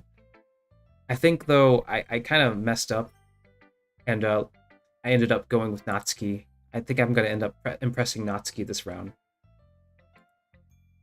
Ah, decided to try something different today. Yup. Is it good or bad? Well, neither. I have my preferences. But it would be unfair of me to call something good or bad based on that. But as always, I believe it's most important is exploring and discovering yourself. That's comforting. I'm afraid of disappointing you in some way or another. You shouldn't be. Eh? Why me? Well, you're always sophisticated with your writing and you have the most advice to share. Is that so? Yuri thinks for a good minute. It must be terrible. Eh? For me to have become someone whose opinion is so fearsome. How unlikable of me. Yuri, it's not as bad as you're making it sound in your head. It just meant that I respect your opinion. I see. Sorry that I always overthink and come to these sorts of conclusions. I'm just a little too used to it. Overthinking? Being disliked. Yuri. What am I saying? I'm sorry, I didn't mean to bring that up. Let's move on. All right. Do you want to share your poem now? Okay, here. I always go with Yuri's first because she writes this fucking script ass bullshit and it's just so fucking difficult to read. I hate it. All right, here we go. Let's go ahead and turn this on. Wish me luck, boys. Beach, a marvel millions of years in the making, where the womb of Earth chaotically meets the surface. Under a clear blue sky, an expanse of bliss. Oh, wow. But beneath, gray, rolling clouds, an endless enigma. The easiest wood to get lost in is one where everything can be found. How true. One can only build sandcastles where the sand is wet. Where the sand is wet, the tide comes. Will it gently lick at your foundations until you give in? Or will a sudden wave send you crashing down into a blink of an eye? Either way, the outcome is the same, yet we still build sandcastles. I stand where the foam wraps around my ankles, where my toes squish into the sand. The salty air is therapeutic, the breeze is gentle yet powerful. I sink my toes into the ultimate boundary line, tempted by the foamy tendrils. Turn back, I bend my peace to erode the shore. Drift forward, and I return to the earth forevermore. It's a beautiful ass poem. Yeah, good job. I'm aware that the beach is kind of an inane thing to write about, but I did my best to take a metaphorical approach to it. You say that like you didn't even want to write about it. Oh, you haven't heard? After yesterday, Natsuki and I, well, it was amusing that we wrote about something similar in such different ways. So Natsuki wanted to write about the same topic as each other again. I suppose to better compare the differences in our writing styles or thought processes. Hey, there's some character growth right there. Anyway, it was her idea. Knowing her, it's no surprise that she'd want to do something like that. She probably just wants to show off. It's not like I have a particular interest in her writing style. I just went with her request. Well, unlike you, I do. But, well, I suppose it's not bad to write about something simple on occasion. Yeah, well, there you go. There you go. You're learning. Good job. It can be refreshing, you know? Yes, yes. It's good for me to calm my thoughts once in a while. Yeah, I think I agree. Thanks for sharing. Let's see, who should I show my poem to next? Let's do Monica. I always do Monica first. Second. Hi, Mealy Man. Have you thought about what you want to submit to perform at the festival? What? No. Well, being in this club is one thing, but performing in front of a bunch of people, I'll have to give that some more thought. Okay, no pressure. But whatever you do, I'm sure it'll turn out great. It would also make me happy to see. Monica, you really laying into that shit, aren't you? Anyway, let's take a look at today's poem. Sure. I let Monica take a poem that I'm holding in my hands. It's pretty good. It makes me think of Sayori, like the other one you wrote. You two are like the dynamic duo. It's kind of exaggerating it. Yeah, probably. But you do spend a lot of time with her, even in this club, don't you? And again, I don't blame you for being a little shy. I'm not shy, it's just... Just teasing. I know it takes a bit of time to make friends with everyone. But Yuri and Natsuki are super interesting people, so don't be afraid to give them your share of time. Okay. You can talk to me every now and then, too. I'm not, like, unapproachable or anything, am I? What? No, it's nothing like that. I'm just still getting used to being here is all. Yeah. I'm sorry if I was putting pressure on you or something. I really didn't mean it like that. Oh, maybe Monica really does like us. And it's like, I don't know, but there's like no options to like get her to like us. It seems like At least the game doesn't seem to, anyway. No, don't worry, I get what you're saying. Well, alright. Anyway, I'll share my poem with you now, alright? Alright. Alright, one sec. Wait, that's not... What the fuck is it? Wait, where? Here it is. I didn't even read it. I didn't even get a chance. Fuck! Whatever. Okay, I guess we'll just go back. We'll return. You know, I feel like learning and looking for answers are sorts of things that give life meaning. You could say that. Yeah, you could say that. Hold on. Not to get too philosophical or anything, but it was kind of on my mind, and so that's what I wrote about. I see. Never really put much thought into it. In a way, it's almost paradoxical. Because if we had all the answers, wouldn't the world start to lose its meaning? Not necessarily. You can always invent more bullshit. You know, there's one thing I noticed. It seems like everyone in the club prefers writing about things that are more sad than happy. Are you surprised? I mean, if everything was okay, wouldn't we really have anything to write about, would we? That's not true.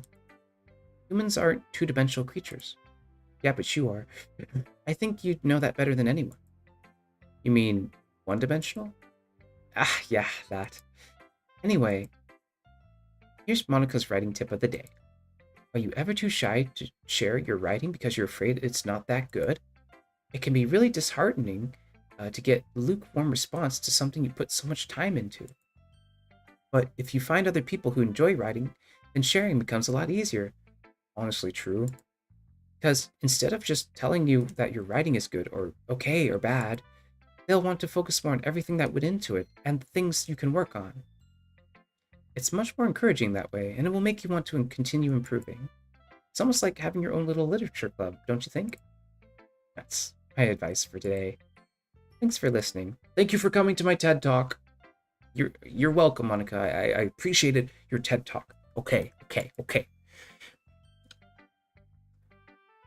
Natsuki's gonna love this. I think she's gonna like it. Finally, this is the one. It's good. I was wondering how long it would take you. All right. Yeah, seriously. Don't listen to what anyone else says. I'm only listening to you, Natsuki. Especially Yuri. Yeah, fuck Yuri. Fuck that bitch. Just keep writing poems like this. That's all you need. Are you sure that's not just what you want? Excuse me? You're talking to a pro, you know. I don't see you getting money. I don't see any cash flowing from your ass. You think you should trust my opinion the most? Don't you think you should trust my opinion the most? I guess that depends. Aren't you biased towards poems that are more simple and cute? Biased? Of course not. My opinion just happens to be the best. Oh, fuck. There's one thing I still can't tell. Is Natsuki actually self-aware of her spoiled behavior? At this rate, I don't know if I'll ever figure that out. Fair enough. I'm glad that you like my poem after all. Ha ha ha. I knew you'd finally understand. Just keep showing me your poems and you'll be a pro before you know it. Anyway, here's one I wrote. Alright, here we go. One second. Gotta get into the mindset. I'm gonna take a drink. Take a drink for a second.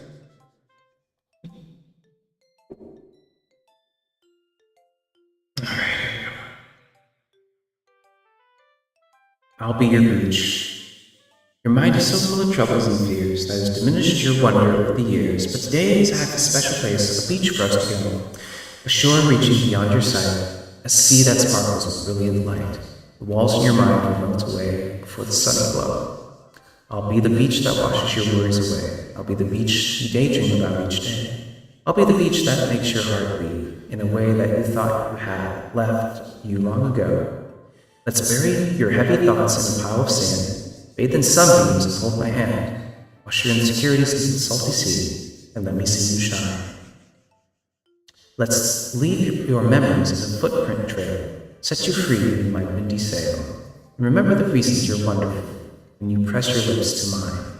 I'll be the beach that washes your worries. She's right, she's a songwriter at this point. I mean, if she's repeated this, just let me by your side. Your own beach, your own skate. You'll learn to love yourself again. How sweet. How sweet. Yeah. I felt like I kept writing about negative things, so I want to write something with a nice message for once. Besides, the beach is awesome. Kinda hard to write anything negative about the beach. Well, Yuri's take on it was a little more solemn. Well, that's... Geez, she better not have said anything bad about mine. After all, she's the one who wanted us to write the same topic. I see. Ugh, you can really see her doing that too. Making us write about a simple topic and then trying to impress me by coming up with something all fancy. Well, it's not like I care. I just did it anyway. I mean, I guess mine ended up being kind of metaphorical too. But there's nothing wrong with doing it once in a while. At the very least, it was good practice. I think I'm starting to see a pattern here. Seems like you can do one or two girls, right? And it's really easy to impress two people at once in this game. But then you still have to choose after the fact. See what Sayori thinks. This is your best one so far. It's really nice, Melee Man. Thanks. This is kind of a lukewarm response. Sayori, you've been a little quiet today. Is everything alright? Of course. Everything is fine. Everything is fine. Everything is Doki. Everything is okay. Maybe I'm just a little tired today. You want to nap or something? No, that's silly. Don't worry about me, okay? I only want to see smiles on your face. Of course. Well, alright. Hey, Mealy Man. I'm still a little surprised. I really thought you would try writing your poems like the way Yuri does. Or even Natsuki. But in the end... Yeah. I guess you're the one who likes this one the most. Why? You don't want to get closer with everyone else? No? Wait. Of course I do. But that doesn't mean I need to try so hard to impress them. I still understand you the most, Sayori.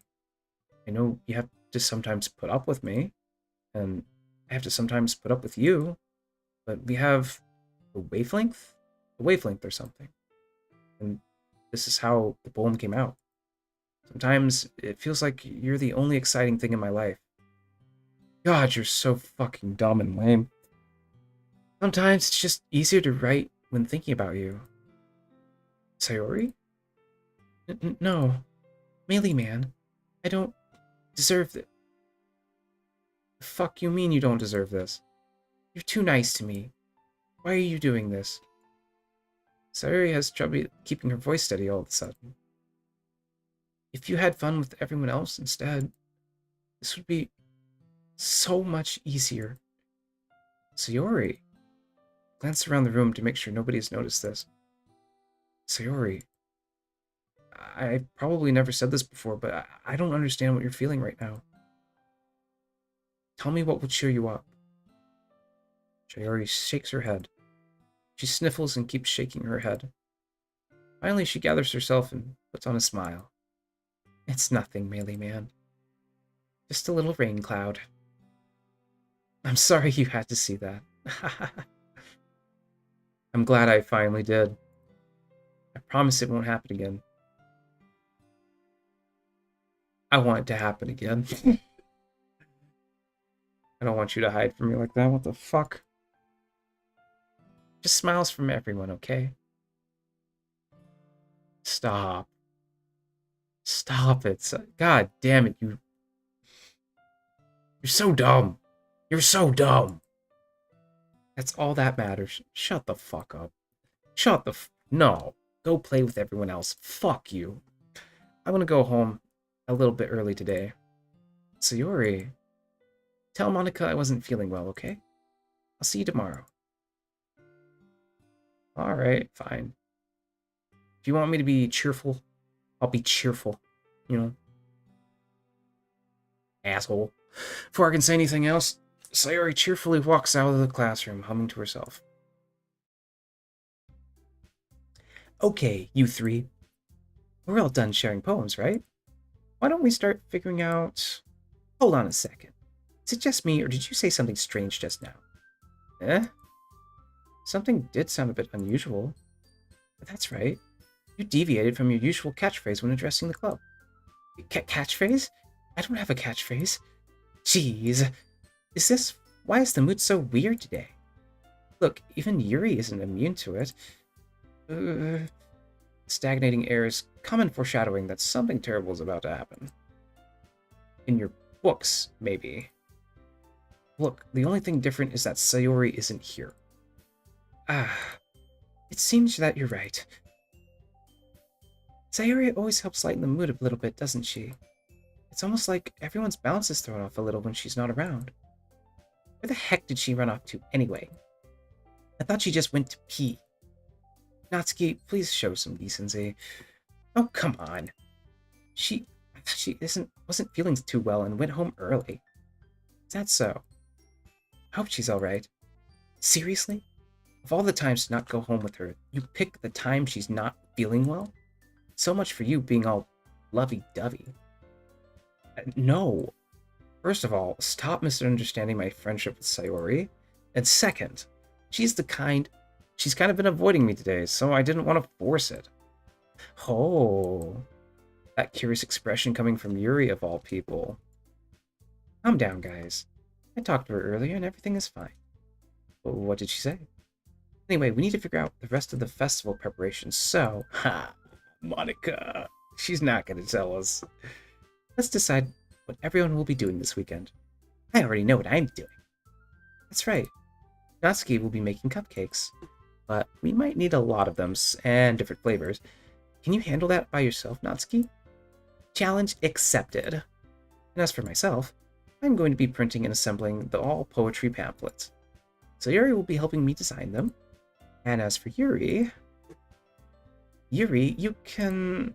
Guys, can you help me come up with something for Yuri? I'm useless. No, that's not it at all. You're one of the most talented person here, you know. Now Natsuki's pouting too. Jeez, I can't even tell now. Guess I've never gave Sayori enough credit. I can tell things are even harder on you when she's not around. That may be the case, but I can't also be a leader on my own. If I can't also be a leader on my own, I won't grow as a person. True. So Yuri, you have beautiful handwriting, you know. You should make some banners and decorations help set up the atmosphere.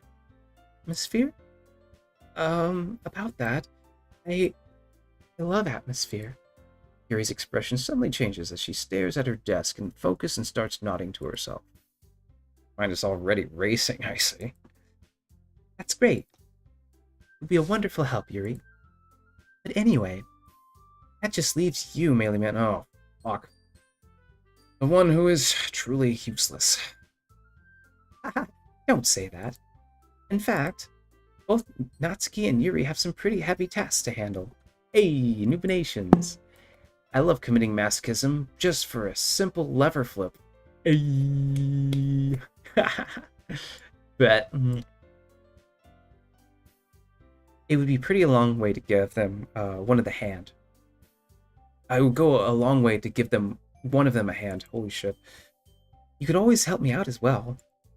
Yeah, I could. I would be really appreciative of that. I bet you would, Monica. Is Monica suggesting I spend the whole weekend with one of my club members? How on earth are they going to respond to a suggestion like that? I suppose I wouldn't mind a bit of help. Well, even if you don't know how to bake, there's always some dirty work I could give you. Honey, I know how to bake, but I don't think this guy knows. It's not like Monica's gonna give me a choice, and you shouldn't be sitting on your butt anyway. Natsuki tries to mumble a bunch of excuses like that. If I recall, Natsuki, you mentioned that you would like to handle the baking on your own. Melee Man may not like to be around you if you only make him out to be a nuisance. So therefore, you may be more suited to assisting with the decorations. Hold on, I never said that. How could you? Oh, Sawblade jump scare. Oh, nice. How hard would it be to make a few decorations anyway? Sounds more like you're just making excuses for Melee Man to... What are you saying? It will be extremely meticulous work. And baking isn't? Right? Actually, baking can be very meticulous. There's a lot of things that go into it, especially if you use yeast. Like, holy shit. Almost, baking is almost like an art. Honestly. Just what do you think? Guys, let's settle down for a moment. In the end, I think it's up to Melee Man to decide who he'd like to contribute. I have just learned how to rapidly avoid a rapidly spinning circle. Good job, Noob Nations. Good job. Besides, he hasn't really gotten a chance to spend any time with me yet, you know. Damn, she's really laying it on thick, isn't she? Ooh. I'm sure he's interested in... You literally just said, I'm surprised as well. Sorry. I was just saying, though. Jeez. Can we just settle this already? Yeah. Hey, man, you're okay with this, right? What? In the end, it's up to you. Fuck me. I mean, not right now, but like... of course. Very well. In that case, everyone looks straight at me. Of course, I'm going to go with...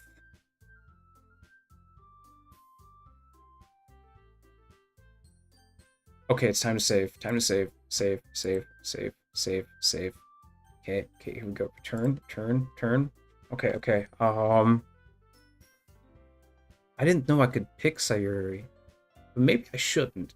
She wants me to talk to other people, but like...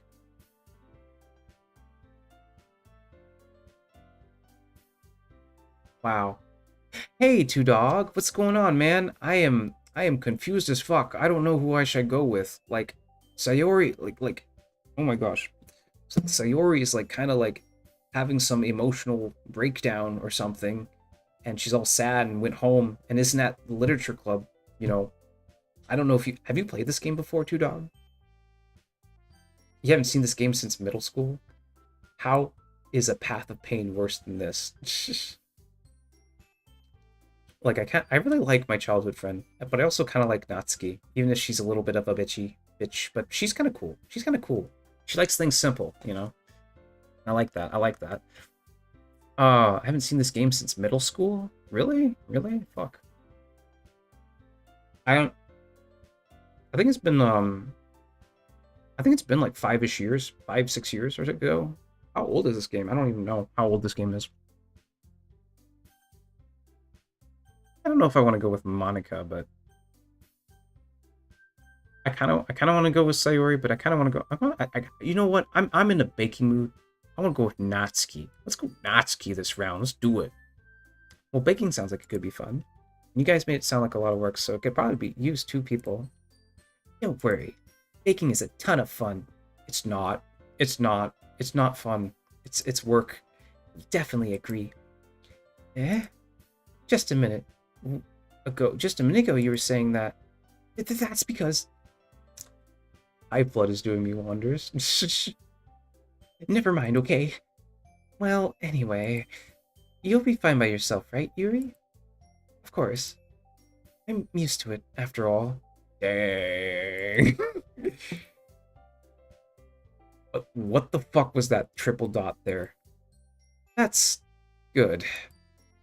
Even though Yuri's being melodramatic, it's a little hard not to feel bad. So, that's everything, right? Anything else you need to talk about? No, I think that's it. Are you guys excited? Yes! Everything except the performance is gonna be awesome. I don't think that really counts. Unless you put some magic in there, it's fun. What about you, Melee Man? Me? I guess you could say I'm interested in see how it will turn out. That's good enough for me. What about you, Yuri? Yuri? She's still sulking. Poor Yuri. Oh, poor Yuri. I have found the infinite soul glitch. Natsuki starts pouting too. What? It's not. I mean, it's not that big of a deal or anything. Well, maybe it might not just be that. I think that Yuri might be feeling a little underappreciated in general. Having to come up with something for her to do and then nobody offering to help. That doesn't mean... Natsuki glances back and forth at everyone with a worried expression. Look, Natsuki goes over and puts her hands down on Yuri's shoulders. Yuri, you really are the most talented one here. And you're going to make the event a lot more fun and welcoming. I mean, the cupcakes will probably help a lot too, but you're going to make the atmosphere special. That'll be really important for the way people feel during the performances. So, you need to stop being dumb and give yourself a little more credit. Natsuki releases her hands and turns around to face the other direction. ... I found the infinite soul glitch. Good job, Noob Nations. Hell yeah. You didn't really mean that, did you? Not really, but Yuri isn't the only one who's surprised. Monica and I are also taken aback by Natsuki's words. Natsuki, of all people, to be saying such encouraging things. But I begin to understand. Natsuki was trying to sound like Sayori.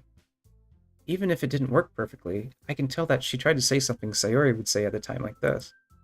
Because Sayori helps everyone smile and feel good about themselves. Yeah, that's why Sayori's great, you know? And that's kind of why I want the Sayori route. That's definitely something good. I'm sorry for being dumb. I'm going to do my best. And all of us are going to make it a really great event. Yeah. Yeah. Hope to see everyone do their best. And with that, there's nothing more for today. So I guess it's time for us to head out. Okay, but I'm staying here a bit longer. I barely got to do any reading today, so... Fair enough. There's nothing wrong with that. Oh, Sayori? Oh yeah, Sayori, she started to have a random breakdown. She's like, oh, I'm sad, you know, and she wouldn't talk to us about it, the main character. And so she just went home, pretty much. And she's like, you should go have fun with the others. And I'm like, you know what? Fine, all right, I will, you know. And everyone's telling me like, wow, that's a way to treat your girlfriend, bro. Way to treat your girlfriend like that. I'm like, she's not my girlfriend. You know, basically that's what happened, you know. So if you had been paying attention, but I appreciate you being here. You know, I really appreciate that. But yeah, everyone packs up their things. I start to follow Monica and Yuri out the door as they chat with each other. Where are you going? We still need to figure out our plans for this weekend. You literally would have gotten home and realized that you didn't even have a way to contact me. Oh, that's true. I have no idea how that slipped my mind. Jeez, good thing I stopped you. I'm giving you my number, okay? Wow, that was easy. You better not make it weird or anything. Oh, I'm gonna make it weird, I promise. I promise I'll make it weird. Why would I do that? Natsuki gives me her number. Okay. I'm coming over on Sunday. I'll bring all the ingredients. Wait, you're coming to my house? Well, yeah. What's wrong with that? I mean, I just figured that since I'm the one helping, I would be going to your house. Yeah, right. Like, I would have a guy over my house. Oh, my dad would kill me. Really? That's kind of strict if you ask me. Yeah, how do you think I feel? I can't do anything when my dad is home. Ooh, yeah, I bet you can't do anything when your dad is home.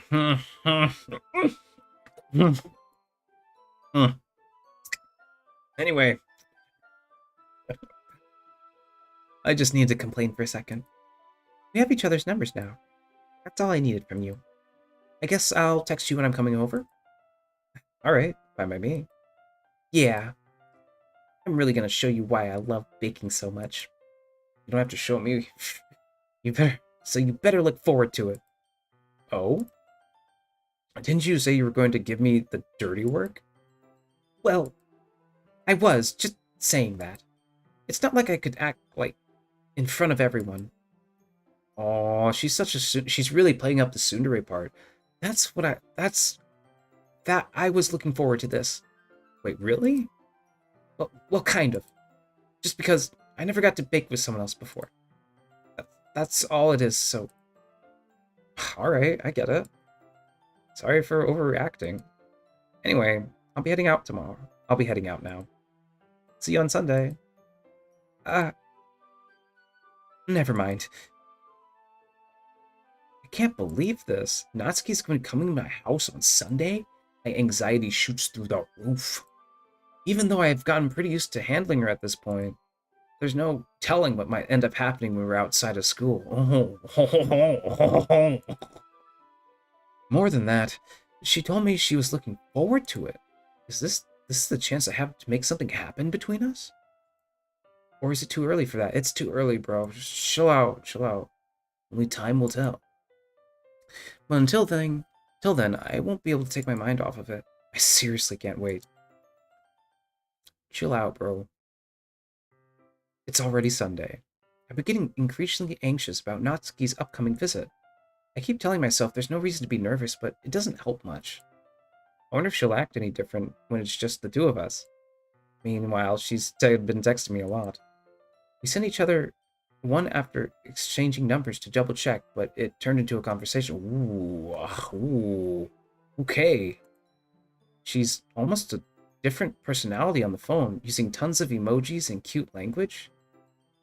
She's also really likes complaining about things, and I kind of saw that one coming. But putting Natsuki aside, I haven't heard a thing from Sayori since she left club early. Oh, shiz. That's kind of disturbing. It's not like we text each other all the time or anything, but I've been worried about her in the back of my mind. Between what Sayori said and what Monica said, is it really okay to put Sayori's feelings aside when she might need me? I decide to visit Sayori before Natsuki comes over. Rather than asking, I simply tell her, I'm coming over, much like we've done in the past. Once I reach Sayori's house, I knock on the door before entering on it myself. Again, we used to play so often, we've made it a habit of simply just entering each other's houses like we were family. The house is quiet. Sayori isn't anywhere on the first floor, so I assume she's up in her room. It's already strange for her not to run down to greet me. I head up to her bedroom, where I finally find her. Sayori? Hi, Mealy Man. I sit down in her room. Sayori forces a smile, but it's easy to tell that she's different. There's a minute of silence between us. You haven't come over like this in a long time, have you? I guess you're right. It's been a long time. Not much has really changed, has it? Sayori's room is as messy as it's always been. Oh my god. She's definitely giving me best friend vibes. Oh my god. Best friend vibes. I also recognize some of the same stuffed animals and wall decorations she's had for years now. If you came over more often, it wouldn't be such a mess. That's because I end up cleaning it for you. How come you suddenly wanted to come over today? Aren't you supposed to see Natsuki today? Well, yeah, but... Wait, how did you know that? Sayori had already left by the time we decided that last meeting. Monica told me. It's only natural for her to keep me informed about the festival preparations, right? Ah, that's true. But what about you? Aren't you going to be helping Monica today? Of course. But I'm just helping her online. We didn't plan to meet up or anything. Ah, so it's just me and Natsuki then. Yep. There's more silence between us. Sayori stares in a random direction. Everything about her behavior is really uncharacteristic. I finally get to the point. I wanted to see how you were doing. After you left on Friday. When something's wrong, you can't hide it from me. I know you too well. So, Sayori smiles, shaking her head. That's no good, Mealy Man. What? Eh? Why can't it just be like it's always been? This is all my fault. If I didn't get so weak and accidentally express my feelings, why are you worried about it changing? Only you would be worried about something stupid like that. If I didn't make that stupid mistake, then you wouldn't have been worried about me at all. God, you dumb bitch. You dumb cunt. Oh my god. You will never forget the oh wow instant. What are you talking about? The oh wow. Oh, that incident? The one where my game glitched out? You talking about that one? What are you talking about, Numinations? You wouldn't have come here. You wouldn't have even been thinking about me right now. But this is just my punishment, is you shut up. I'm getting punished for being so stop. I think that's why the world decided to have you come over today. You think the fuck you. He just wants to torture me. No, I came to torture you. I'm gonna torture you if you don't shut the fuck up. Oh my god. Sayori! I grabbed Sayori by the shoulders. What on earth are you saying? Are you listening to yourself right now? I know something happened to you. There's no other explanation for you to be like this. So tell me already. Until I know, I won't be able to stop thinking about it. Ah. Ah ha ha. Sayori gives me an empty smile. You really put me in a trap, Melee Man. The fuck you mean a trap? But you're wrong. Nothing happened to me. I've always been like this. You're just seeing it for the first time. Seeing what? What are you talking about, Sayori? You're really going to just make me say it, aren't you, Melee Man? Goddamn right I am. I guess I have no choice this time. The thing is, I've had a really bad depression my whole life. Do you know that? Why do you think I'm late to school every day? Because most days, I can't even find a reason to get out of bed. Bitch, I'll make you get out of bed. What reason is there to do anything when I fully know how worthless I am? Why go to school? Why eat? I make friends. I make other people put their energy into caring to waste by having them spend it on me. That's what it feels like. And that's why I want to make everyone happy, without anyone worrying about me. You're so dumb, oh my god. I'm in shock. I can't even figure out how to respond. How is it possible that Sayori kept this from me the entire time that I've known her? Did she really want so badly for me to just not think about her? Why, Sayori? Eh? Why is it that you've never told me about this? It almost feels like I've been betrayed as your close friend. Yeah, I know, right? That's definitely how I felt when that happened to me. Like, shit. This is real shit, you know? Because if I knew, I would have done something I could do to support you. Exactly. Like, if I'd known what my best friend wanted from me, then I would have done more to, like, support her. But maybe, I don't know, she was being stupid. Even if there's only so much that I could do, I would have tried a bit harder to make every little day better for you. That's why I'm your friend. All you had to do was tell me. You don't understand at all, Melee Man. Why do you think I didn't tell you? Because if I told you, then you would have to waste effort caring about me instead of doing important things. I don't want to be cared about. It's bittersweet when people try to care about me. It feels nice sometimes. It also feels like a bat being swung against my head. Oh boy. I'm a terrible person then, aren't I?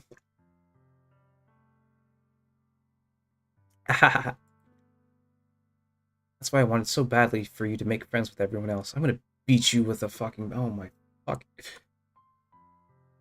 Oh, I still have a concussion for real. Yeah, I know, right?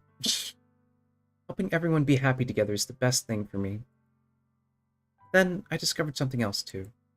Seeing you make friends and get closer with everyone in the club feels like a spear going through my heart. Yeah, that's what I thought. That's what I fucking thought. I don't feel myself. It hurts. What do you mean? You don't feel? You mean you don't know how to express your feelings in a way that is like good? Is that what you mean? So that's why. That's why I decided the world just wants to torture me. Well, yeah, it's the world. Numb. Yeah. The truth is, numb, I don't know. In the head. Concussion in the head, I don't feel myself, it hurts. I don't feel like myself in the head. Oh, did you? Oh, maybe he actually means a concussion. Did you like fight someone too, dog? Did you like did you get clocked in the head? Did you get clocked? Did you get clocked, bro? Oh shit. Oh shit. Well, fortunately I've never known what it's like to get clocked in the head. I did that to someone though, and I should feel bad, but yeah. How did it feel? How was that? Dang. I know Two Dog likes to fight. It's cool. I used to like that too. But yeah, the world is just gonna keep throwing you and torturing you. That's just what the world does, and you have to find a reason, to just enjoy suffering because that is what this world is all about.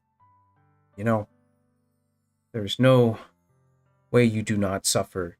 Eventually, you will suffer greatly, and that's just how it is. You know. So Sayuri, you're a dumb cunt. Okay, every path leads to nothing. Yeah, no shit. Ha ha ha. You're right that I don't understand. Well, I do, but he doesn't. Okay, I don't understand your feelings at all, Sayuri. But I don't need to understand.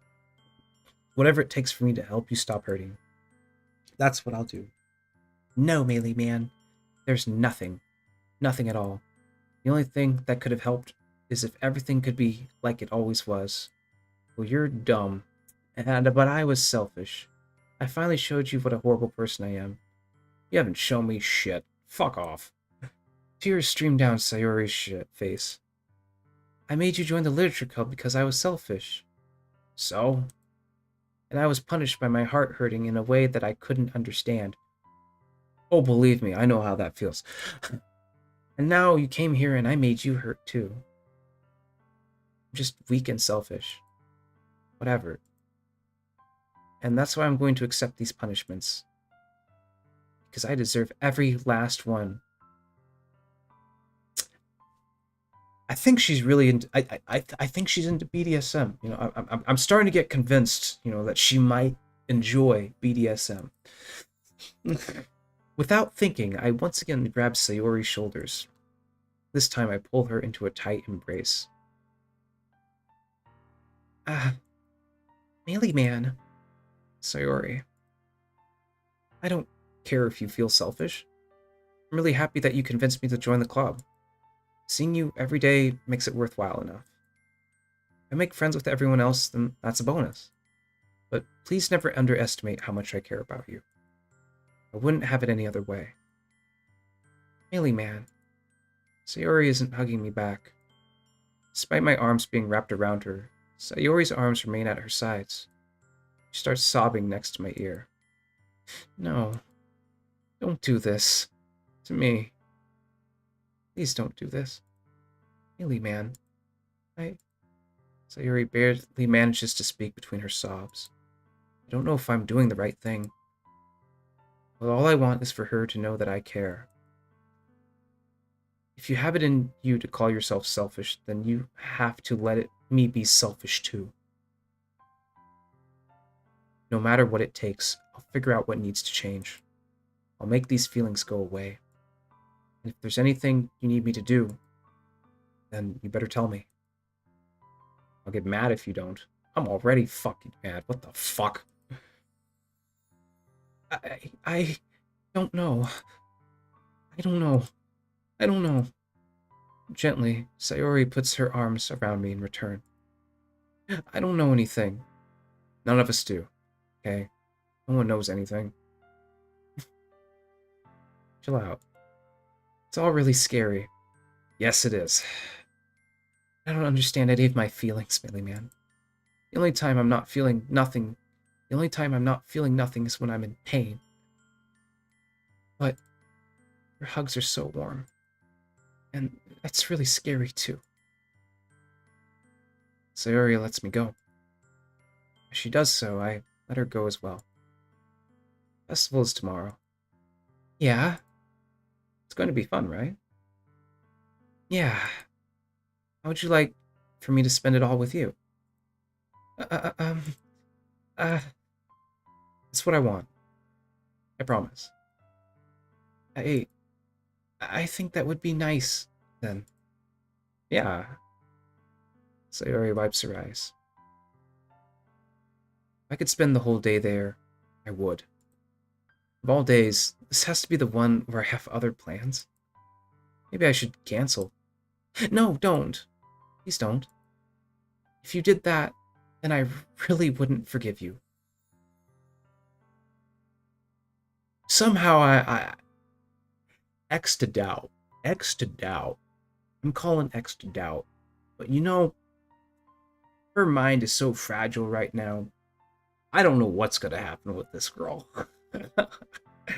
she's fucking crazy. She's fucking crazy, man. I had a suspicion she was crazy, but I didn't think she was that crazy. But it's almost time for Natsuki to meet me at my house. At the very least, do you want to come along and help out? It would be fun. To my surprise, Sayori shakes her head. Sorry, I don't know if that would be good for me today. You know, I respect that. I respect that. You understand, right? Well, he doesn't, but I do. It's kind of hard for me to fully understand. But I'm trying my hardest. It's okay. Don't worry too much about it. I'll see you tomorrow, okay? I better fucking see you tomorrow. Jesus fucking Christ. Alright. Look forward to it. Say goodbye to Sayori and exit her house. On the way home, I find myself feeling uneasy. But it's kind of hard for me to keep thinking about it when Natsuki is about to come over too. I think Sayori is right. I shouldn't be worrying too much, and we're definitely going to have a great time tomorrow. Yeah, Sayori needs to learn how to deal with this shit. She needs time to learn how to deal with this, honestly. I should just focus on what's ahead of me. Exactly, buddy. Buddy boy. I spend only a few minutes back at home, anxiously waiting for Natsuki's arrival. Before I know it, she texts me to let me know she's outside the front door. Without delay, I open the front door and let her in. Aw. What's up? Hey. I don't know what I was expecting, but seeing Natsuki in something other than her school uniform totally threw me off. I'll bet she was kawaii as fuck. Seeing her in cute clothes makes the uniform seem totally unfitting in comparison.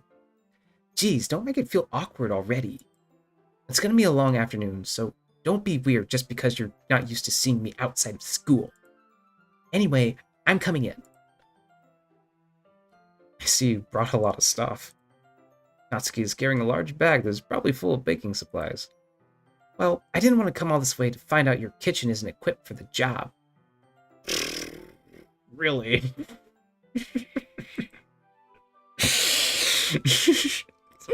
You brought everything I asked you to, right? Yeah, I did. Yesterday, Natsuki asked me to buy a bunch of ingredients if I didn't already have them at home. Good. I'm glad I can count on you to do your part. Well, of course. I'm surprised to hear Natsuki suddenly say that rather than something snarkily like she usually does. Could it be that she's a little different outside of school after all? Anyway, let's go to the kitchen. What? You're not even gonna offer to take this heavy bag from me? Ugh, fuck, fine. Where's your hospitality, mealy man? Come on. Since when did I need to be a gentleman? I grab the bag from Natsuki holds out to me. This is ridiculously heavy. I carried that all the way here. Are you impressed? Yes, I see now. Yes, I am impressed, Natsuki. Seems like I always underestimate you. It's because I'm so small, isn't it? You jerk. Valid. Natsuki hits a fist into my chest. Hey. Your size has nothing to do with it. You really hate being small that much. Definitely got that Chihuahua energy. Yeah? It's not like I hate it. I mean, sometimes I like proving people wrong when they only think I'm worth my size. It's fun when I get to be small and also better than other people. Hey, fucking men. Fuck tall people. But, jeez, never mind. What are you making me say? Don't think you can make me talk about weird things just because we're not at school. You didn't say anything weird? What? Are we getting started or what? There's a lot of stuff I gotta teach you. What? That's a little bit more like you. You're more fun when you just speak your mind like that. Hey, now you are treating me like a kid. No. I was just trying to be a little nicer to you, you know? And just because I don't have a mature and sexy figure like Yuri doesn't mean you should treat me like... Okay. Oh my fucking god. She's something else. I'd hate to be around her when she's angry. But you know what? I've been around so many angry women in my life. It's just, it's like background noise. Natsuki catches her words and her face turns red. Natsuki? Forget it. I didn't say anything. I should apologize. Eh? I appreciate that you were trying to be nicer. You should have been a little... I should have been a little more considerate, too. But also, if that's what you're thinking, then you should know that there are tons of guys who are into body types like yours. How would... You wouldn't know that anyway. Just trust me on this one. Gross. Hey, what was that to me? Who else? Man, let's just get started already. Oh my god, she kind of reminds me of Para a little bit. She reminds me of Para a little bit. Parisi, you know, this is another VTuber I talk to a lot. I talk to other VTubers, right? And like she's a really hot and cool person. One day she'll be like talking about me apparently a lot in chat. I don't know if that's what other people are saying, but yeah. But yeah. One day I accidentally like was streaming porn in her server and she's like, "You're fucking disgusting."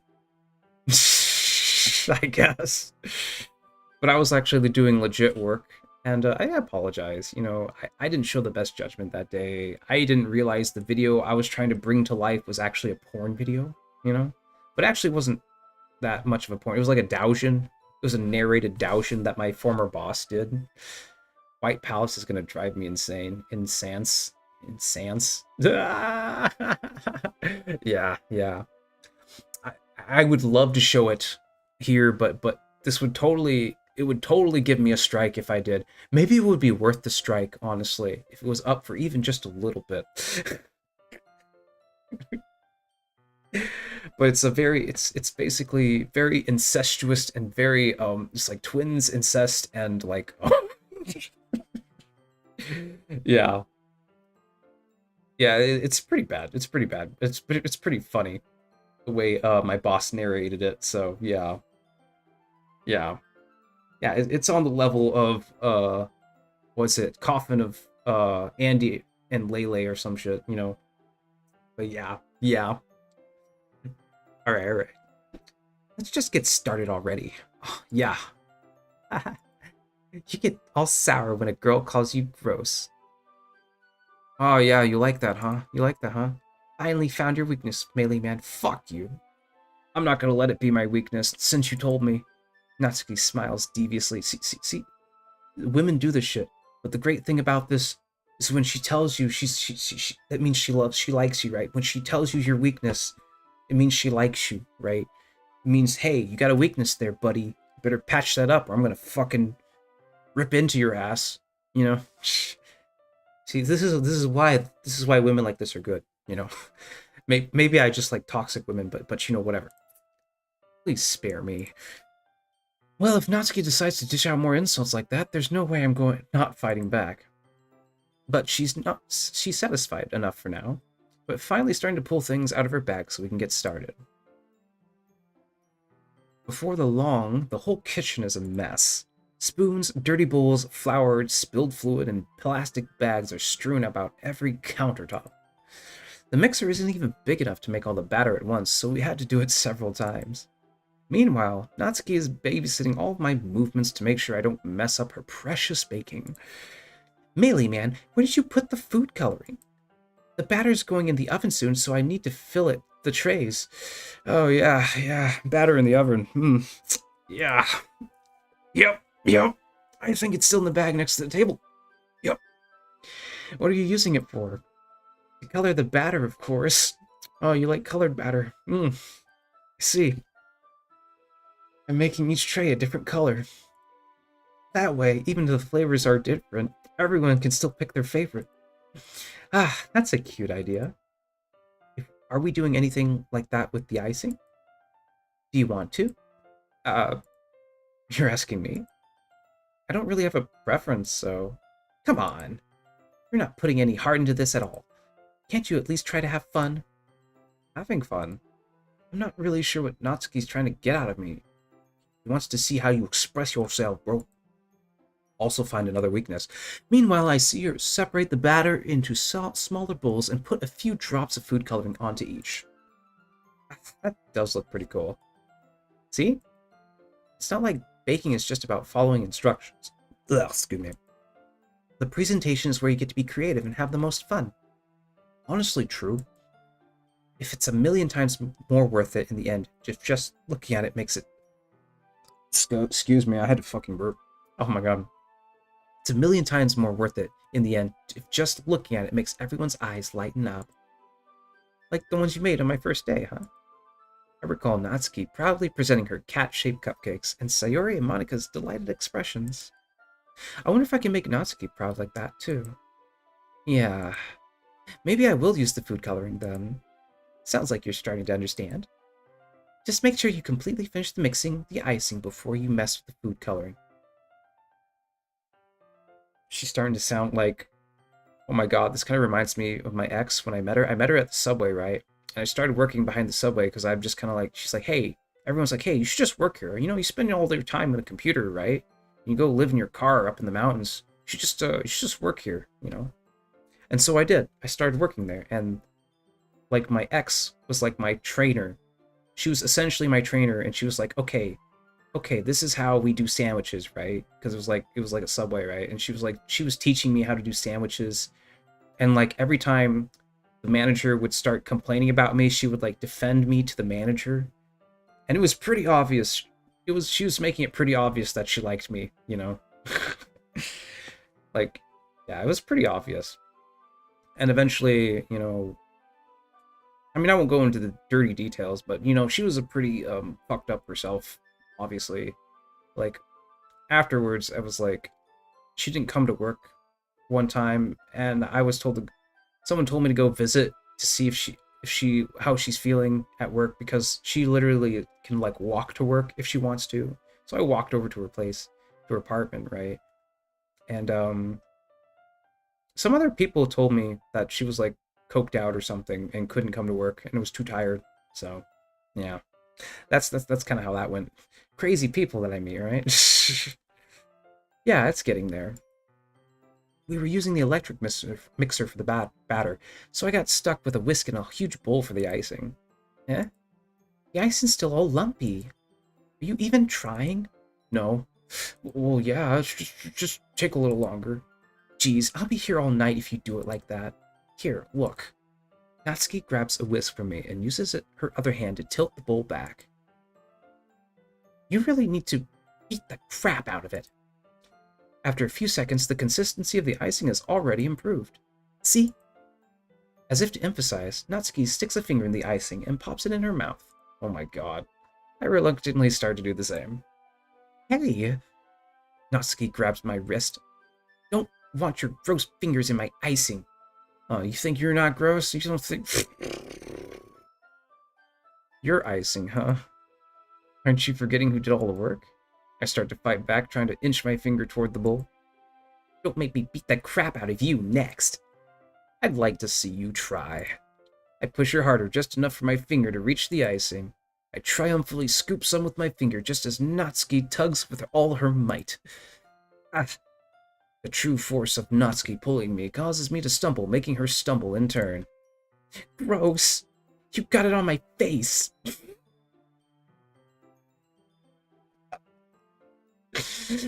What, you don't like it on your face? I'm sorry. I'm sorry. I missed, didn't I? Well, whose fault is that? There's a big glob of icing on Natsuki's cheek. She tries to reach with it for her tongue, but it's too far away. Jeez, maybe I should just lick it off her face. You know what? Take this. Natsuki instead wipes off her finger before shoving her finger in my own face. You wish... I'm faster. I grab her wrist with my hand before it reaches my face. Natsuki tries to use her other hand to fight back, but I grab that one as well. Wow, stop. Wow, this is quite a position to be in. She wanted this position all the time, boys. I'm pretty sure she wanted this position from us all the time. Not until you apologize for calling me gross. Fine, fine. I'm sorry for calling you gross. You know I don't mean it. It's just fun to see you react to it. You do that all the time, you know. Stop saying dumb things to get a reaction out of me. Really shouldn't tease girls like that. Is that so? In that case, I probably shouldn't do this either. I take Natsuki's finger and put it in my mouth, licking off the ice. Oh, damn, he's really going for it. He's... What? Did you seriously just... Natsuki is so surprised she can't even figure out how to get mad at me. Her face is entirely red. Melee man, you really shouldn't do that kind of thing to girls unless you really like them. She's got a point. You know that, right? What kind of question is she asking me just like that? Like, if she said that to me, shit would start happening. Let's just say that. If this happened in real life and someone actually felt like this about me, shit would happen. Stuff would happen. And lives would be ruined. Yep. Natsuki gazes at me in silence. I noticed her shallow breaths. Why am I starting to feel dizzy? Eh? Out of nowhere, the fire alarm starts going off. Oh, shit. Natsuki rushes over to the oven. Is something burning? I thought you didn't put in the cupcakes yet. No wonder. You left a dirty tray in here, dummy. How could you make a mistake like that? You should have checked before turning the oven on. Don't blame me for your mistakes. Jeez. Natsuki uses an oven mitt to grab the blackened tray out of the oven. She sets it on top of the stove.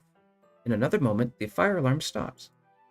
Anyway, I'm putting them in the oven now. Yeah. Put it in the oven. The tension from the moment before still lingers over our heads. But the moment has already been lost. I watch as Natsuki slides the cupcake trays into the oven. This is so well written, holy shit. Then I reluctantly pick up the whisk and continue the icing like nothing ever happened. Ah, that smells so good. Cupcakes are ready to be pulled out of the oven. As soon as Natsuki opens the oven door, the blast of sweet-smelling warm air fills the room. Look at how cute they all look. Yeah, she proudly shows off the different colored cupcakes in each of the trays. They look even better once we have the icing. Not like you need to tell me that. I brought the decorating stuff, so I hope you can get creative. Here, scoop out the icing onto these bags. Natsuki hands me some plastic bags.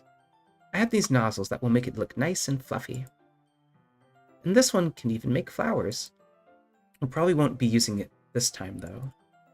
What's this one for? Pick up the one that has a much thinner tip than the others. That one's really thin, so you can use it to make stripes or other patterns. But you can also use it to write stuff on a cake. Like, happy birthday, or whatever. Huh, I see. That gives me an idea, actually. Eh? Well, it's a literature event, right? We could make it more literature-themed by writing a different word on each of the cupcakes. It'd be fun to see people choose the cupcake based on the word they like. I was kind of expecting you to say something really stupid, but that's actually a really cute idea, so... Maybe I'm getting it from you. What's that supposed to mean? You're not cute. Come on. We're not at school. Nobody's judging. You can't dress and act like this and not expect me to think you're not cute. Well, Natsuki's voice trails off. Same with you. Eh? Did you say something? No, nothing. Let's just do the icing. Natsuki picks up the paste and fastens the nozzle onto each of the bags. There's a lot to do, so we shouldn't be wasting time. Here, I'll show you how to do it. Without giving me a second chance about before, Natsuki quickly moves on. She shows me how to apply the icing, and we get to work. We each get to work. When we're finally finished, Natsuki puts them all side by side to admire our work. Look how pretty they are together. Yeah, they are, aren't they? Oof, I wish I could have one now. Well, there's no reason you can't, right? I don't see any harm in that. Well, yeah, but my dad's making dinner tonight, so I need to save all my appetite. Sayori is the exact opposite in this regard. If she were here, she'd probably be down 10 cupcakes already. Oh my fucking god. And she would still eat dinner. Come on, that's just unhealthy. You know what I think Sayori needs? We just gave Sayori a little ganja. Man, I think she would just be like, perk her right up, you know? But I also think, like, when she is happy, she'll be like, I don't know, kind of deadpan, which would be interesting. Besides, when my dad cooks, I need to eat as much of it as I can. Well, anyway, I was hoping we'd have time for manga, but I need to be home for dinner. Honestly, same. Already? That's a shame. It's your fault for working so slowly. You should have thought about that. It's not like you'll always have this chance.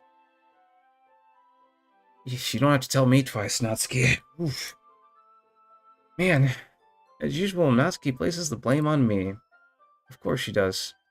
You can bring me the cupcakes tomorrow, right? If you and Sayori each carry some, then you can probably do it in one trip. Oh my gosh, she's exactly like my fucking... Oh my fucking... Yeah, I can do that. And don't worry, I won't let her eat any. Haha. I wish she would listen to me the way she listens to you. Ah, yeah. I think it'd be back to the conversation I had with Sayori earlier today. I felt so helpless. Sayori always does listen to me, but at the point, it felt like she couldn't listen to me at all. Well, bro, sometimes you can't fix shit, okay? And they gotta fix it. It's on them, you know. And if you try, they'll just bring you down. It's how it is. You know, I learned my lesson. Okay, I'm all packed up. Good work today. You too. I'll walk you out, I guess. Just like that, Natsuki is already about to leave. Feels like the afternoon went by in a flash. More than that, did I even take the opportunity to get closer to her like I wanted? Well, I guess I'll be off then. Thanks for all the help and everything. I'll see you tomorrow. Wait, Natsuki. Yeah? What you said before, about not always having this chance. It doesn't have to be that way at all.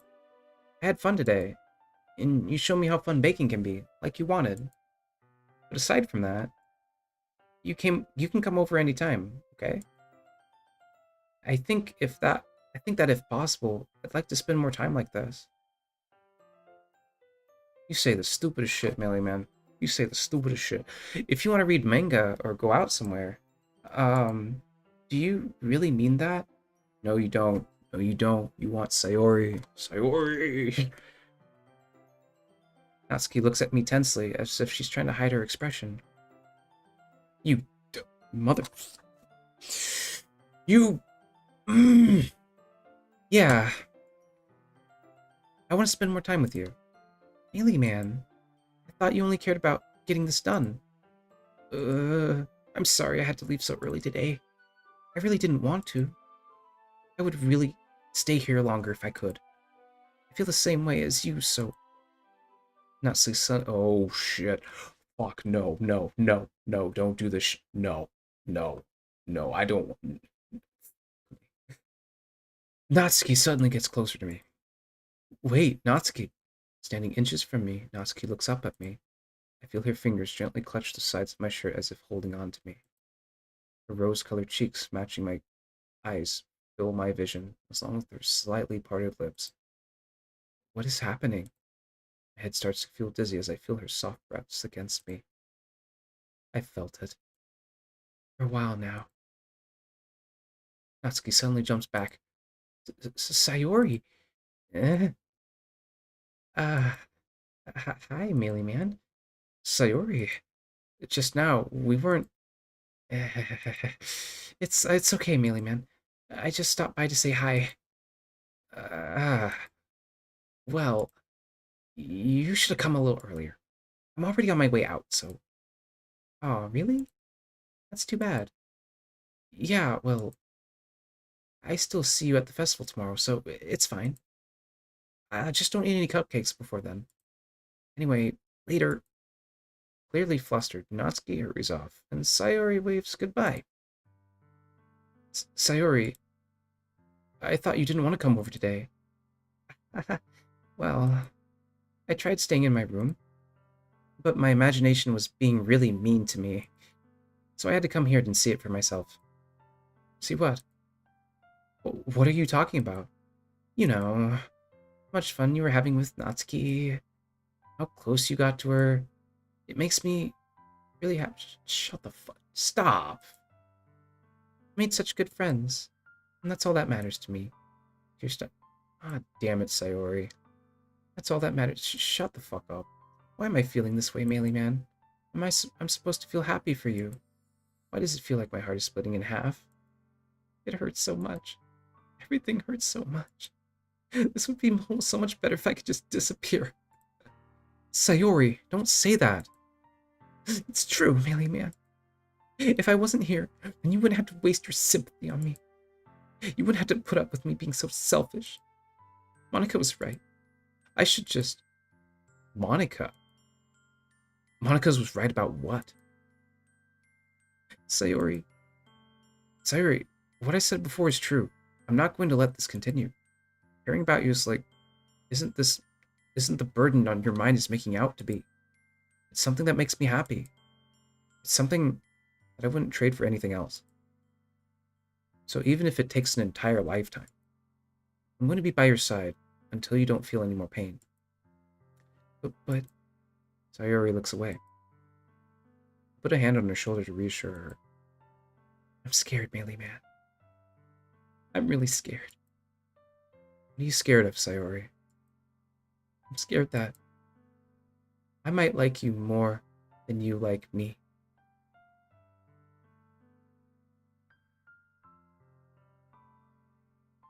That is a valid concern. However, in this case, you are wrong. Sayori, it's true, isn't it? I was weak, and I started to like you too much. I did this to myself. Mealy Man, I like you so much I want to die. That's how I feel. And that's enough, Sayori. I don't want to hurt you. I don't want you to hurt anymore. Slide my hand down Sayori's arm and squeeze her hand in my own. Do you remember how I said I know what's best for you? I always know what's best for you. You still believe me? Wordlessly, Sayori nods. Even if you don't understand all of your own feelings. I know what you need the most right now. And that's what I'm going to give you. Sayori, you know what? Here we go, boys. We're just... Okay, I guess it's time to save. Let's save. Let's save. Okay. We're gonna save. And you know what? Man, it is 6. I'm gonna have to stop right here, I think. I'm gonna have to stop right here, I think. I think this is a good place to stop, you know? I think this is a great place to stop. And we can continue, fuck, this... I want to keep going. I want to keep going, to be honest. I really want to keep going. Not gonna lie. But also, I'm fucking hungry. Jeez. I don't want to stop. Let's go. Let's fucking go. I love you. I love you. Eh?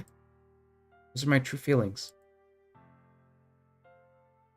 So there's no way you could like me more than I like you. I should have realized it sooner. But spending time with everyone at club, making new friends, having fun with you every day helped me realize that you're truly the most important person to me. And that's why I'll accept any of your burdens.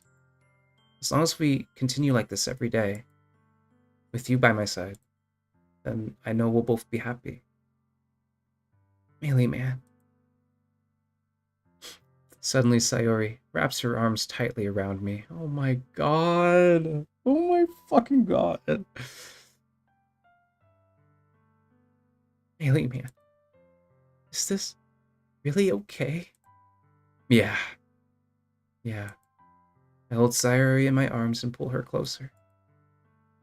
You'll never have to let go of me again. I love you, Melee man. I want to be with you forever. Best we can do, honey. The best we can do. Me too. I feel Sayori's grip around me weaken a little bit. What is this? Sayori? I'm supposed to be happy right now. I thought this would be the happiest moment for me. But why? Even now, why won't the rain clouds go away? They're not going away at all, Melee man. It's okay, Sayori. It might take some time for things to get better again. No matter how long it takes, I'll be with you there every step of the way. It's all that matters right now. Okay. I trust you. I trust you. Who else can you trust, hun? Sayori and I slowly release each other. So, I guess that makes the festival tomorrow our first date, huh? Yeah. Yeah. Okay, we'll stop here. We'll stop here. Let's save here. Let's save here. I just want to know. I just want to know what would happen. Okay, okay. I was too curious. I was too curious. Alright. Fucking hell. Well. Let's see. How do I... Well, it's been a fun time with you guys. Had a lot of fun. Wow, why is that music so quiet? Amazing. Dude, it really was. Like, I was really into it, honestly. Yeah. Bye. I loved ranting about White Palace. Okay. I'm glad you enjoyed ranting about White Palace. But anyway, guys, thank you for coming. I think we might continue this. I really want to continue this. Maybe even Sunday. I might even try this Sunday. So yeah. I really want to see where this game goes. I didn't think I would enjoy it this much, to be honest. So yeah, I'm gonna say ja matinee. See you. You know what? Fuck it. Sunday. Look out for me Sunday. Okay. Okay. Tell you what. All right. All right.